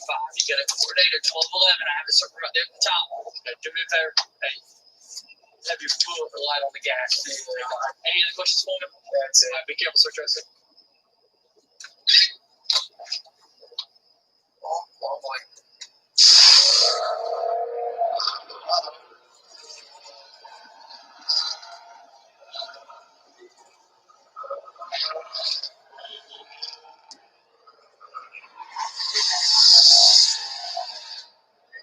Oh, there's a cop right there. Something's going on. Always getting that Mustang.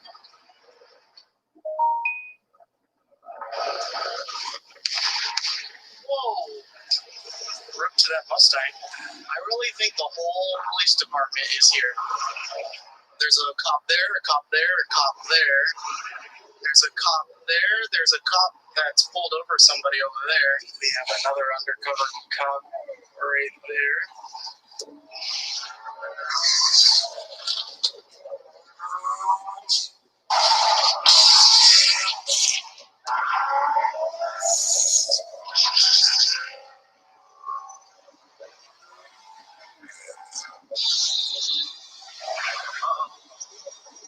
And that's a cop as well right there. They are everywhere. We're getting everybody. That guy just did an acceleration.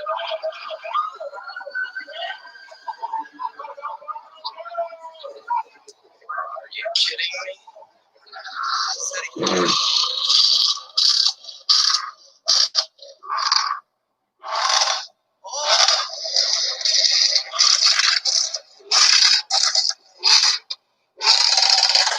I can no longer hear.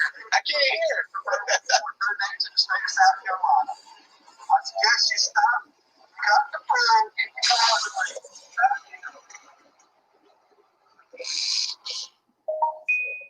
Oh no, don't do it. That cop was not having.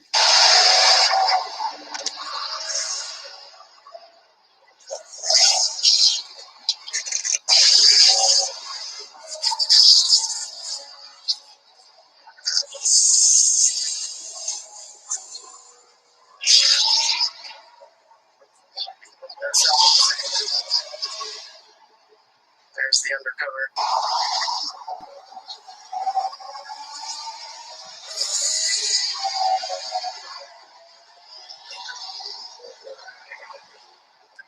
Somebody is actually getting pulled over right now as we speak. Oh no. Oh my god. Cop wasn't really pulling anybody over for acceleration. I don't know what he did.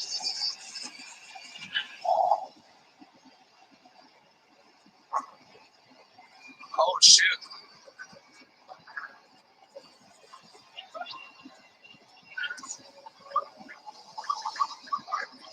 That cop over there is playing games.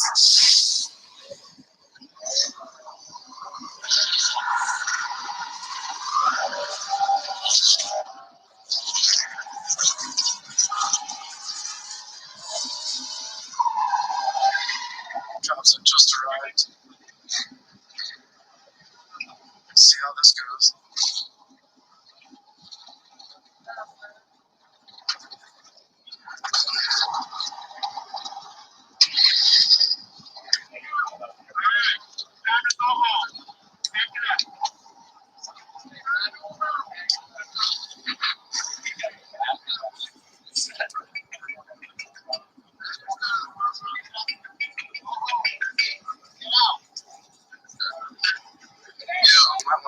brother trailer. He's not happy. Cubs.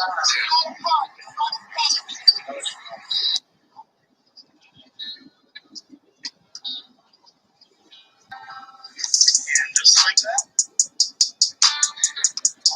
20 games is over. Okay.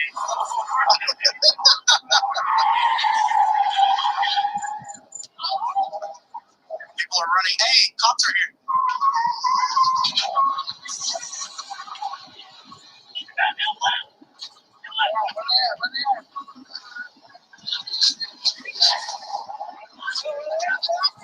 Crazy, bro. The guy's still doing a burnout back there. Everybody's rolling out to the second location.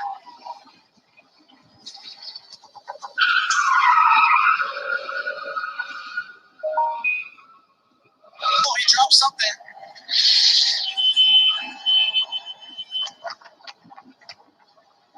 Yeah, you see those 3 cop lights over there, or those lights? They're just standing there, and that's why everybody's going that way. Where? So you see those 3? Oh, there are cops. And I think that's why everybody's going that way and not that way. All right, let's get out of here.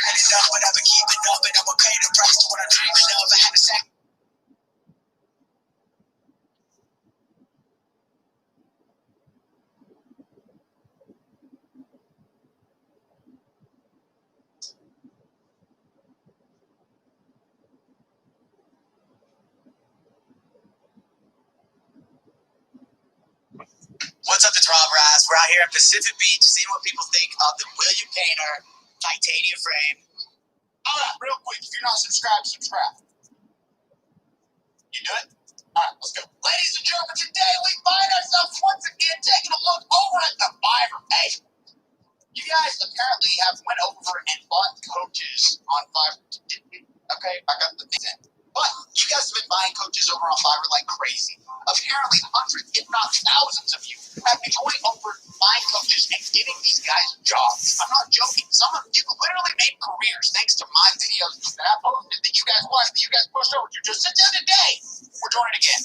I hired another coach, and this time they may or may not have known who I was after I told, hey, I'm not going to spoil it. But hey, stick around. It's going to get crazy. If you do, go on to enjoy, drop the video, like, subscribe if you're around here, and turn on those notifications so you can know about everything. You can also follow me over on twitch.tv/IMXpo where we record these gameplays from Fiverr, as well as some of the fake news series and stuff like that. So make sure twitch.tv/IMXpo stream every Monday, Wednesday, and Friday starting at 9 a.m. Eastern Standard Time, going until 2, which really videos go live on the 2. You can also maybe just join my Discord where you can find some friends to play with so you don't have to buy a coach on Fiverr. But these guys' link will be in the description down below, along with me, Twitch, you're one of the guys in the video.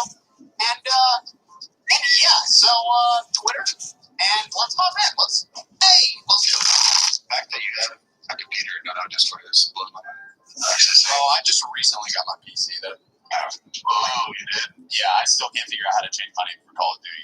I know, yeah. All you have to do is sign into your activation. You sign, change it there. You change anything you want. Yeah. Okay. Well, that makes more sense. Makes my life a lot easier. Yeah, it's super easy. We're gonna do this whole thing in trios. Yeah, we can do trios. Gotcha.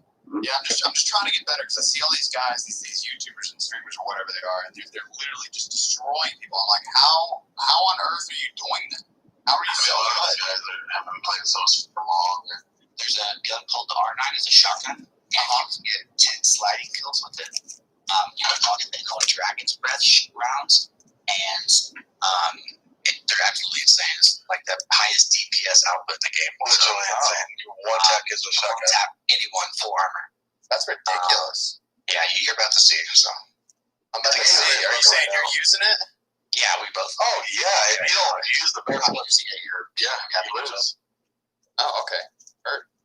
You basically have to use the meta. You have to stay up with the meta. If we get an extra box, I'll drop you one so you can test it out. Okay, sounds good to me. So what's like your kill death ratio? Like it's if you guys are winning a lot. Oh, that's like 3.5. But I used to be on controller, so my KD's not really what it is. It's probably a lot higher than that. It's probably like a 2.5 to 2.8. Oh, wow. If if I could reset my stats, I would. But I recently switched mouse and keyboard about 2 months ago. So my first like 200 games on this was controller, and I just get waylaid.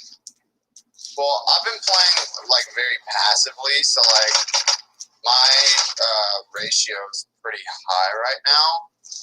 But that's just because I don't know what I'm doing, and I'm mostly just like being a little bit more passive. You know what I mean? We also play super passive, like more passive than you probably play does. Yeah. We get recons, we go sit down.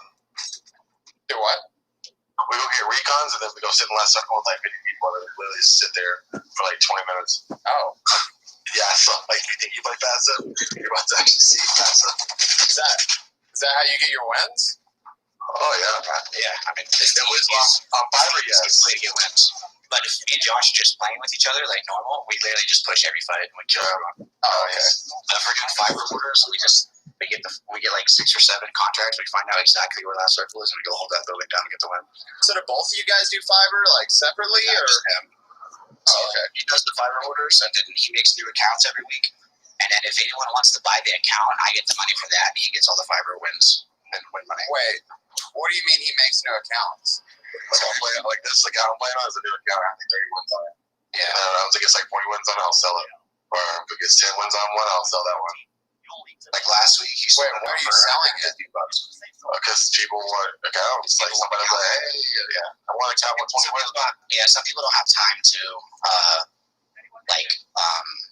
get wins on their account, paying for wins, so they just buy an account with 10 wins already on it. That's so crazy. Yeah, I mean, a lot of people don't have time, and a lot of people really like that win stat. But I've only played this game for like 2 weeks. I'm already at like 100 wins. You're at 100 wins playing in 2 weeks? Yeah. I've been playing for like a week. I've got no wins. Well, no, I think I've got like maybe 2. I had like 21 wins before I started like playing seriously, and then the last 3 weeks we've gotten like 76 wins or something like that. That's ridiculous. We're also playing for 12 to 18 hours a day. Like we literally both woke up. We both went to bed at midnight last night. We both just woke up and started grinding. At like 5 in the morning. I'll be right back, guys. Gotta use the restroom real quick. You're actually insane. Oh my god! Did you see that? I can clip that. What was that?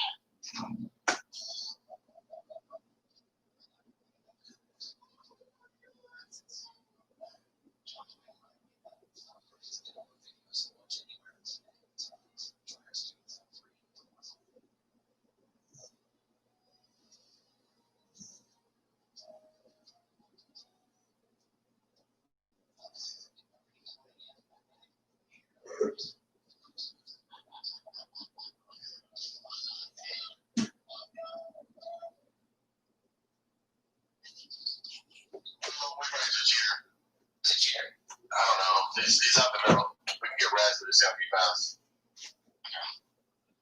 They're probably gonna push down. They know they got 2 down. I'm on the other building.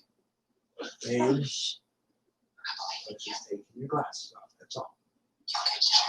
You're not to sleep. I'm not really hot. I think he just. Yeah. So I'm gonna turn on the AC. I got signed instantly as soon as I walked around a corner. There's a guy in my building. Yeah, dude, bro. Yeah, quick. He's multiple coming up I top. can see. Yep. A lot about these guys. Well, when you run into hackers every damn game, You do a little research. I mean, it's obvious. I mean, you specifically said that he right clicks and he got punched in the head. Yeah, I watched his goofy. You know, that kill cam. You're saying like when he aims down and snaps. Yeah, when he aims down tights, it snaps to the head. Oh, okay. Nurse just timed out. Yeah, I just left because there's no point of going back into that game. Okay. I'm at 96 wins right now. Eric's records wins. I'm going 3. What? Did you just call me out like that? You're the one that said 0. You said you've been playing for a week. I said I. Okay, make sure it's not multiplayer.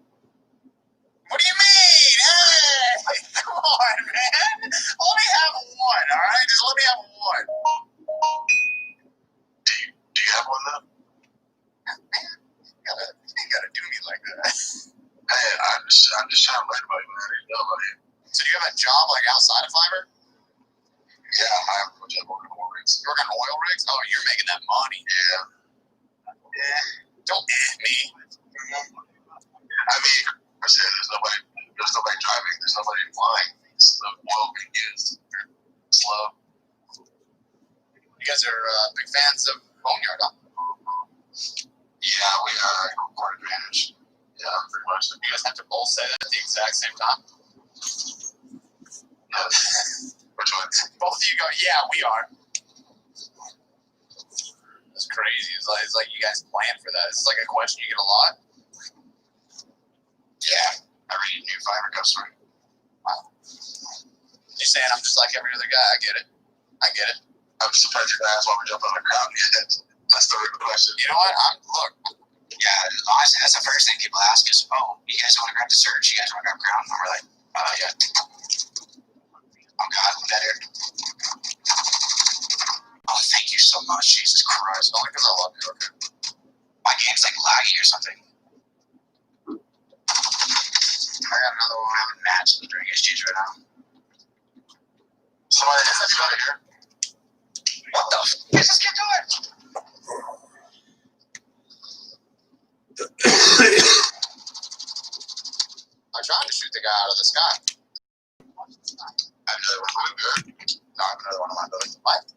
On your building? In my building. I'm bringing a shotgun. Where's he at? I don't know. Beer. I'm still leaving. I'm having like match stuttering issues right now. I don't know why. Oh, sniper. Where? I think if he crawls in, you can run. Deep southeast. I have 7 bullets. I can't get out. So bad right now. I made a grave mistake.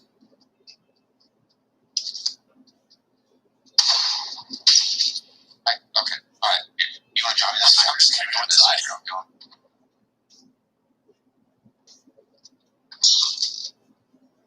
He's over at the window. Right here. I think there's another guy out here. He has to get revived. These two guys are going. Two of the best fighters in the world.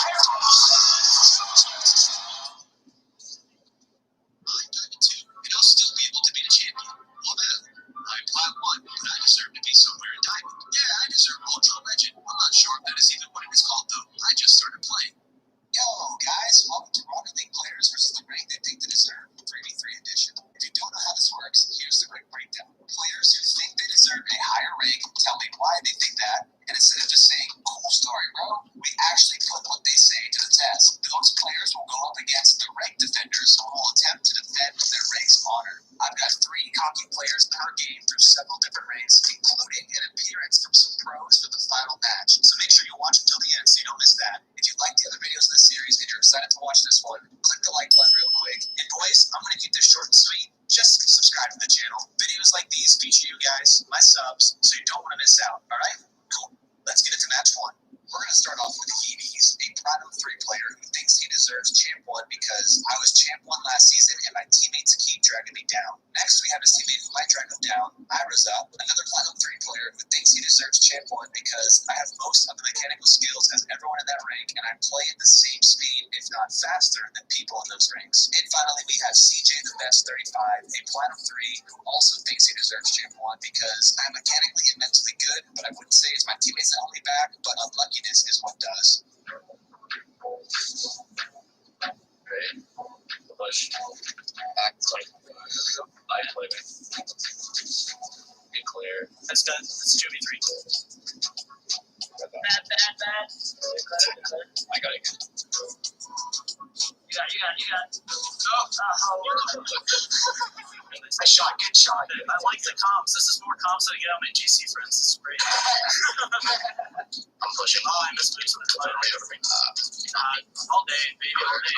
Oh, yeah, come on. Come on. I shouldn't have said anything. Can you follow that? I'll try to. Oh, you got this. Oh, you got it. You got it. Back. That's rough. Sorry. Just work on rotating a little bit more, alright? Yeah. Alright, we're no longer being beat by platinums, boys. Alright. I'll safely say that. It's 1-1. Okay, we can now pace these guys. I did it. I did it. One of those scenarios. That's not what I want. Alright, CJ. Okay, get safe. I would die. Yeah, let's take it first. You got that? Yeah. Good. I got one more. I'm going to double last time. It's off. Oh, no! No! There you go, team. What are you about, team? Yeah, push. Thank you. Down way. Oh, you backflipped. Push it. Center. You go. Oh, no! Well, the Plat 3 is about to beat the Champ 1s, but It doesn't go up. Yeah. Not that I don't trust you. It's just, I got it. Back. Oh, he was up so fast. No! Let's go. We need Plats, boys. Let's go. Oh, yeah. We're cracked. do you think that they deserve to be Champ 1? Probably. Maybe Diamond. Like Diamond. Like a high Diamond would work. But you get nothing. You lose. All right, on to our second match. Our first player is Pizza Chris, and he is a Gold 3 who thinks he deserves Diamond 1 because I feel like sometimes my teammates are always trying to go for the ball, or I make mistakes and go for the ball a lot because I cannot rely on my teammates to help me. Next to him, we have Clangers Only, another Gold 3 who thinks he deserves Diamond 2 because I've played in some of those Diamond tourneys, and we have placed semifinals many times, and I am Diamond 1 and 2s. So I'm already Diamond 1 and 2s, but let's find out why he's stuck in Gold and 3s. And finally, we have Rage, also a Gold 3, who thinks he deserves Plat 3 to Diamond 1 because when I play, I center a lot of balls. When it is centered, my teammates never score them. It sounds like they are bad centers, but they aren't. They just can't score them. When they center the ball, I usually score them. With our Diamond 1s in place, let's see how our Gold side.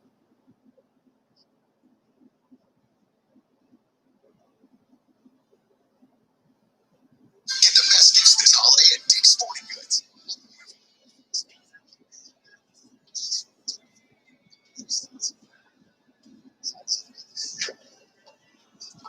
Alright, we got 50-50 in there. That's not on there. Alright, you got that one. Oh. Wow. Nice. I got back right corner.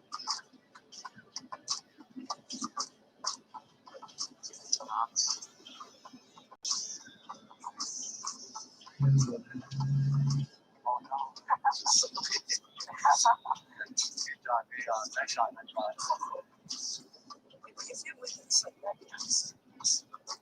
He's got that. Alright, I got that. Nice. Oh, no. It went through your, car and my screen. Yeah. What was it on? I'm so sorry. There's half the game left. We can get this. I'm going right.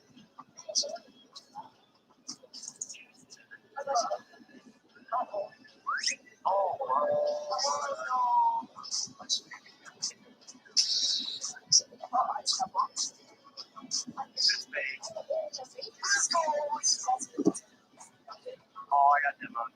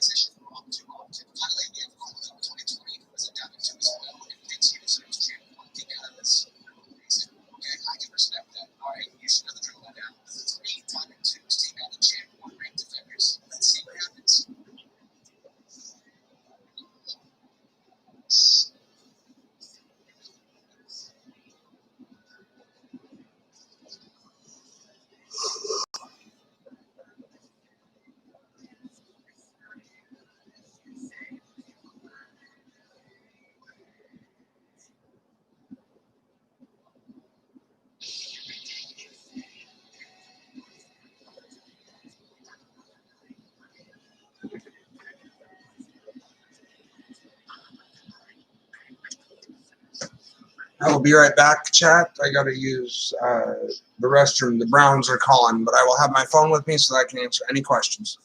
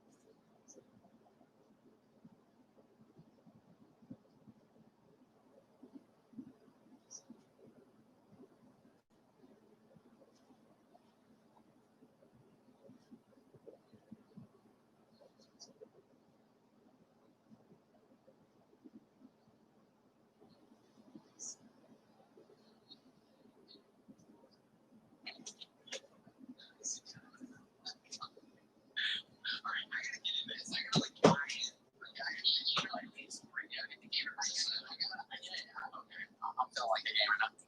There it is. I need more coffee. I'm into it like in my life. Here we go. I'm into this, yeah. Oh my god. What? How'd that go up? Oh, I don't know. What? Wait.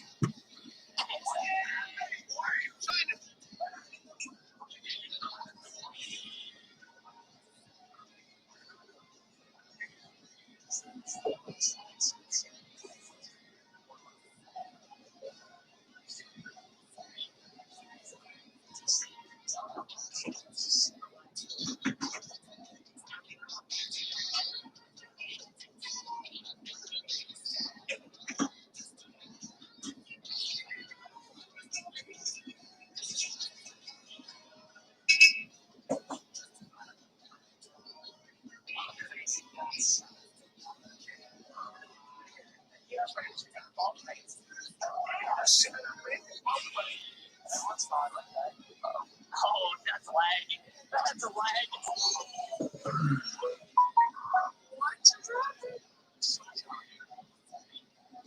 Oh, why did I go back? Levels.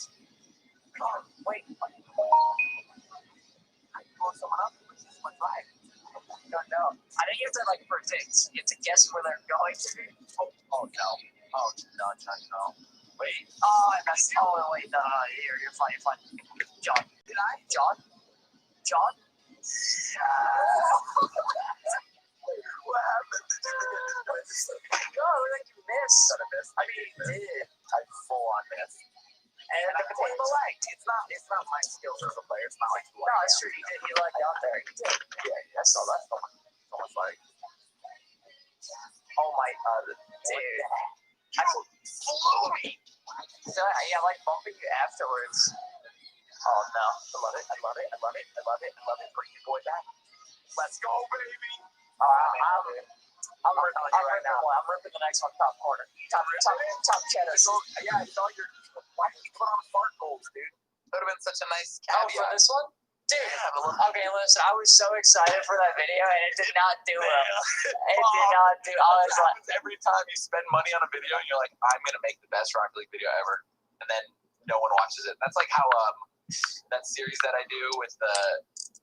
Why am I forgetting it? Oh, they were so laggy, John. You couldn't even see it. I'm just gonna rip it. My Friday series is just. There's no way. There's no way you read those like. It's just so hard to react to me before. You just have to guess where. Yeah, I know. It'll give you anything backwards too. Oh my god. Okay. So that's the shot. You gotta do those outside shots. Go off the wall. Just hook them. That's all there is to it, John. Hook it up, John. Excuse me. Send. What if I just like fake? Like how hard is this to read? I'm fully lagged out. I'm not even kidding. Wait, okay. You back? Okay, I'm back. Okay. We're back in. Wait, is this hard to predict? A little bit. When you're touching it, like I see it longer. Does that make sense? I feel like what? Like the ball is longer, like an oval? No, like I can like I don't know. It's hard to explain, man. Okay.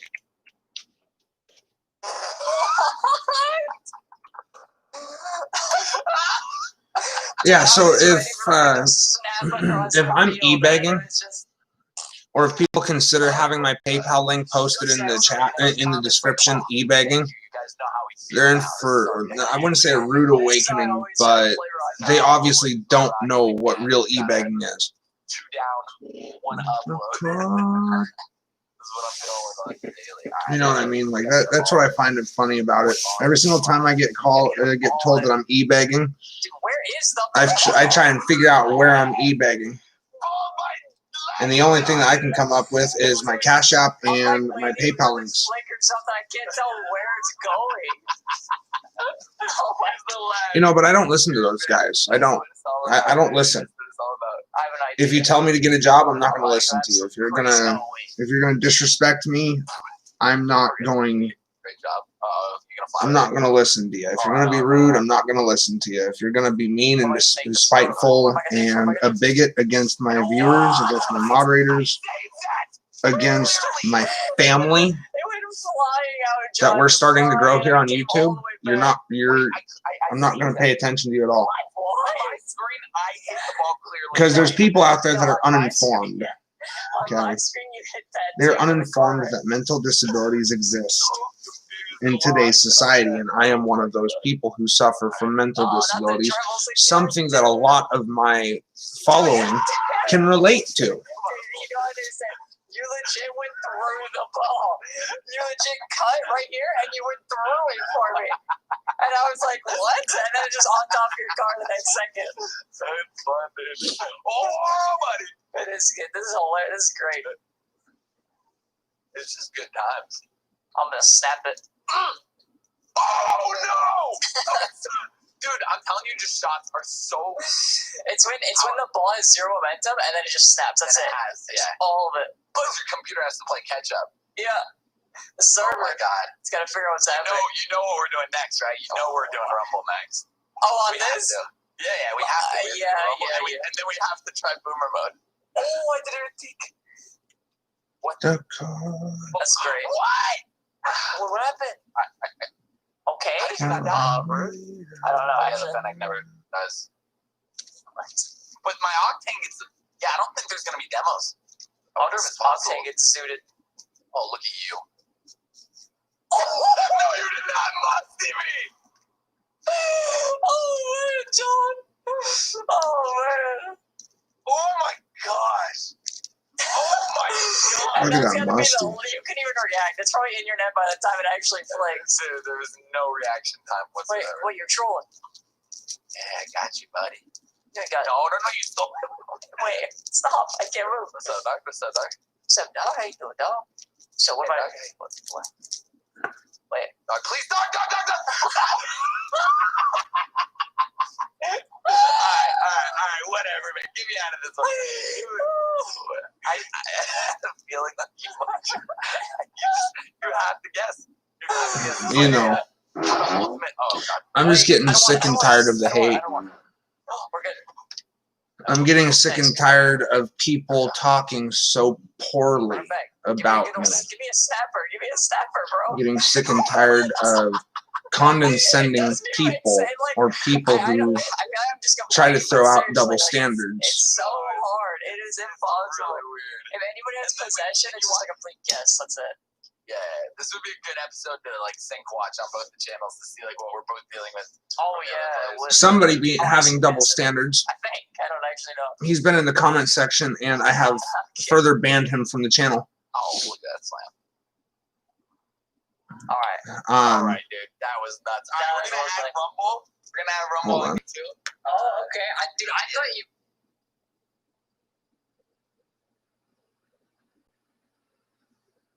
Too bad. You meant that's fun though. Let's go over to YouTube Studio. He ended up commenting a comment earlier and then removing it. Oh, this is great. I love this. This person's name. I can't even go to the menu.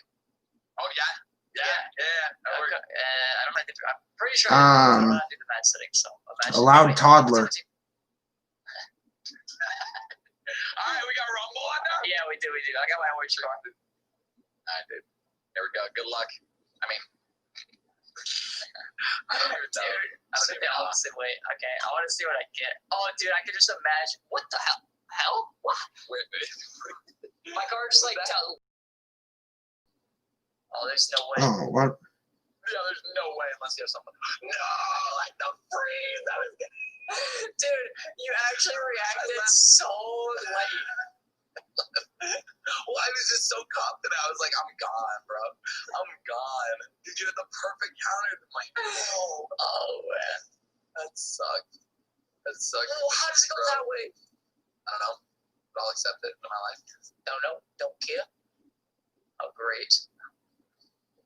Let's go. What? You know what? There was one of my subscribers actually asked how we were doing. And also wanted an update on the wife's court bullshit that we got going on right now too. Yeah, John, you would have went straight back into your net anyway. No. Oh yeah, that's true. No, earlier this evening when I first went live, 3 hours and 43 minutes ago, I seen the thumbs down with 6 thumbs down, and I'm like, wow, that's awesome. Because my haters have taken just that much time out of their pathetic lives to come over to my video and thumb it down. That's fine by me. You want to know why? It adds views. Dude, you kidding me? Are you kidding me? So, and if you think that I'm upset about a thumb down, I just want to say that. I just want to keep seeing the power of. Wait, I'm actually scared. What do you? Oh my god! This no. Oh, what? Let it go, dude. What a waste.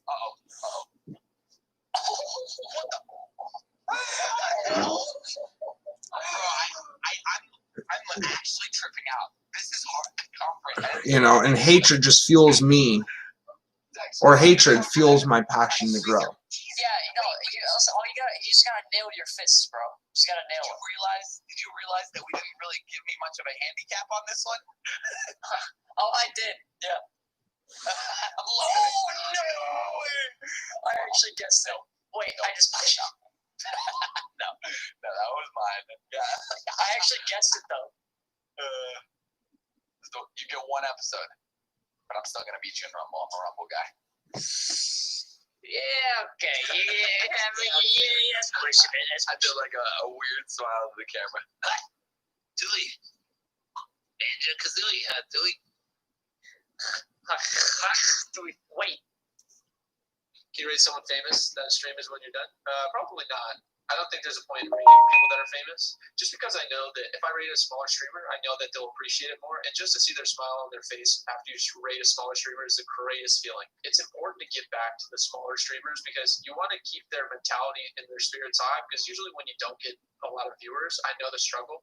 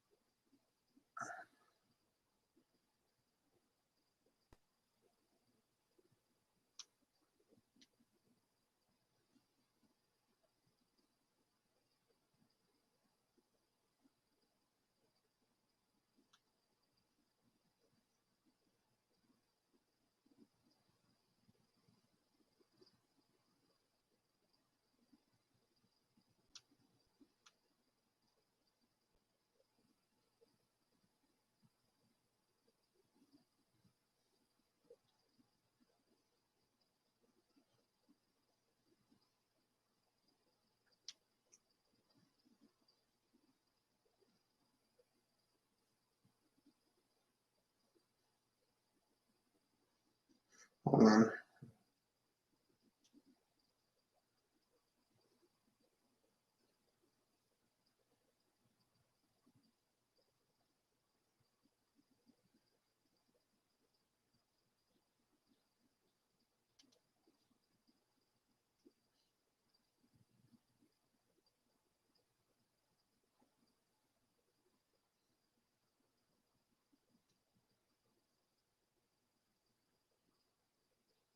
Hold on.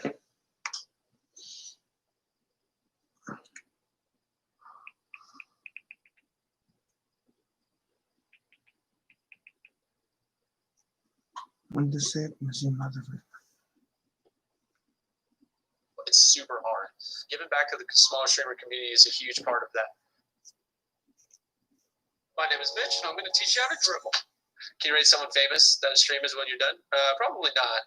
I don't think there's a point in rating people that are famous. Just because I know that if I rate a smaller streamer, I know that they'll appreciate it more. And just to see their smile on their face after you rate a smaller streamer is the greatest feeling. It's important to give back to the smaller streamers because you want to. I actually want to go and follow this guy on Twitch. I'm not having some.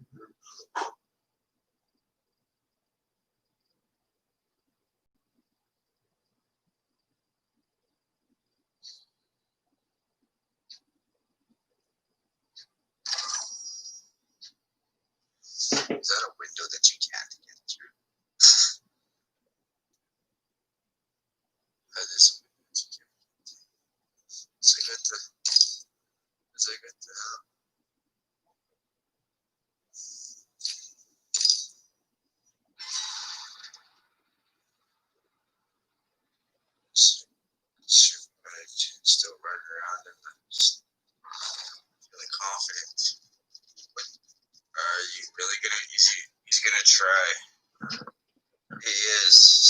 supposed to, in the amount of time, like, this circle's gonna. I guess it's the thought that counts.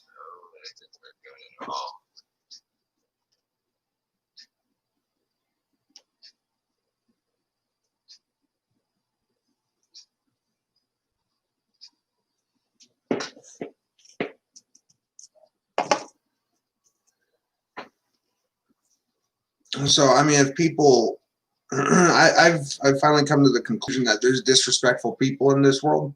There always will be. You know, and I'm just not going to deal with it anymore.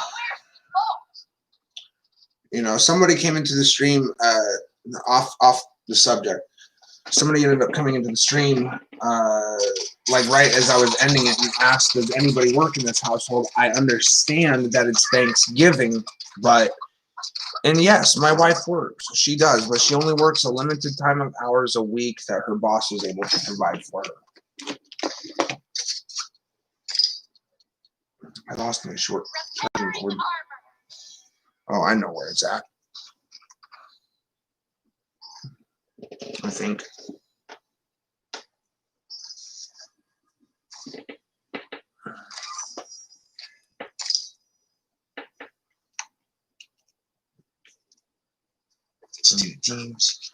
Do. You never know, but you got 80 rounds, so you should.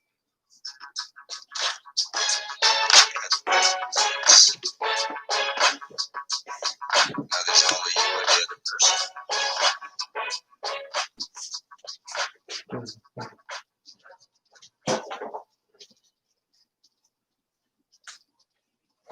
Illuminate your holidays at Woodland Park Zoo.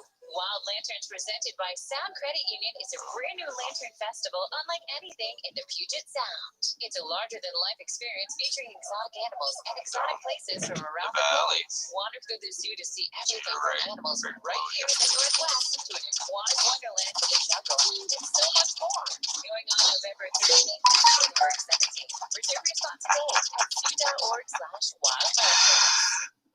Sure, that's what.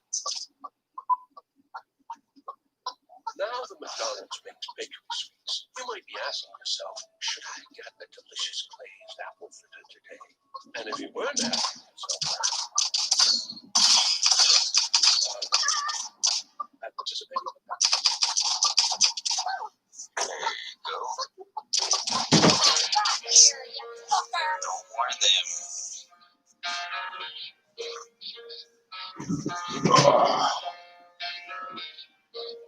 And good morning to my insomniacs. It starts with why. I don't know why. It doesn't even matter how hard you try. Keep that in mind. The sign is fine to explain in due time. All I know, time is a valuable thing. Watch it fly by as the pendulum swings. Watch it count down to the end of the day. The clock takes life away. It's so unreal. You didn't look here alone. Watch the time go right out the window. Even though I wasted it all just to watch the street. Everything inside is even though I tried. It all fell apart. What it meant to be will eventually be a memory of a time I tried so hard and not so far.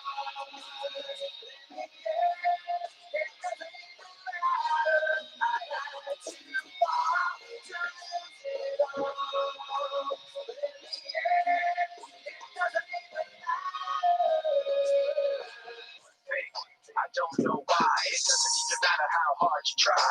Keep that in mind. I designed this rhyme to remind myself how I tried so hard. In spite of the way you were mocking me, acting like I was part of your property. Remembering all the times you fought with me, I'm surprised it got so things aren't the way they were before. You wouldn't even recognize me anymore. Not that you knew me back then, but it all comes back to me in the kept everything inside, and even though I tried, it all fell apart. What it meant to me will eventually be a memory of a time when I tried so hard and got so far. It doesn't even matter. I had to fall to lose it all. As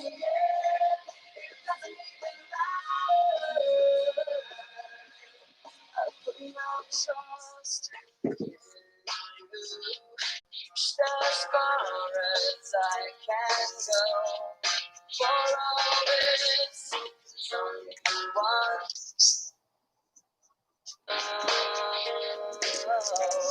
I put my trust in you.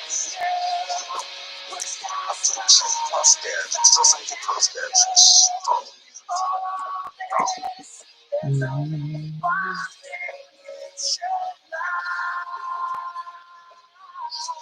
I tried so hard and got so far.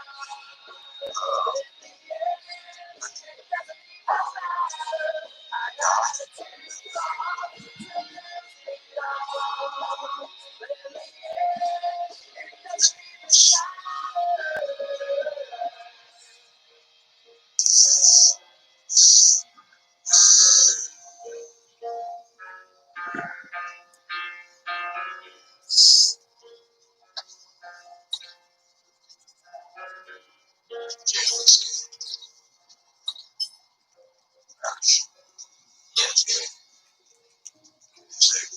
Last 4 years, close that catapult. Pretty sure we can run that. This land must be purged.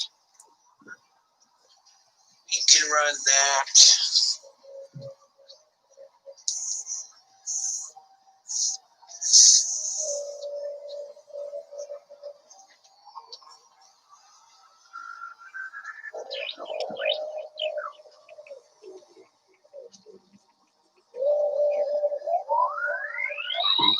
Oh, someone else is coming around.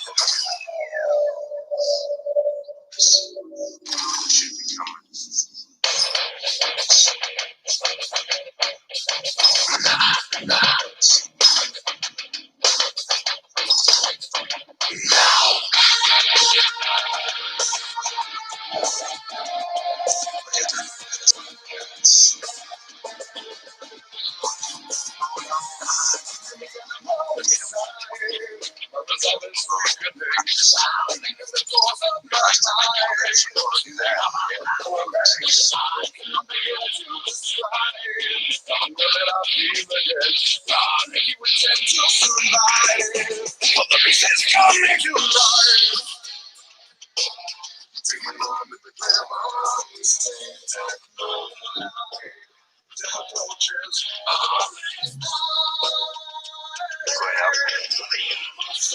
Second floor.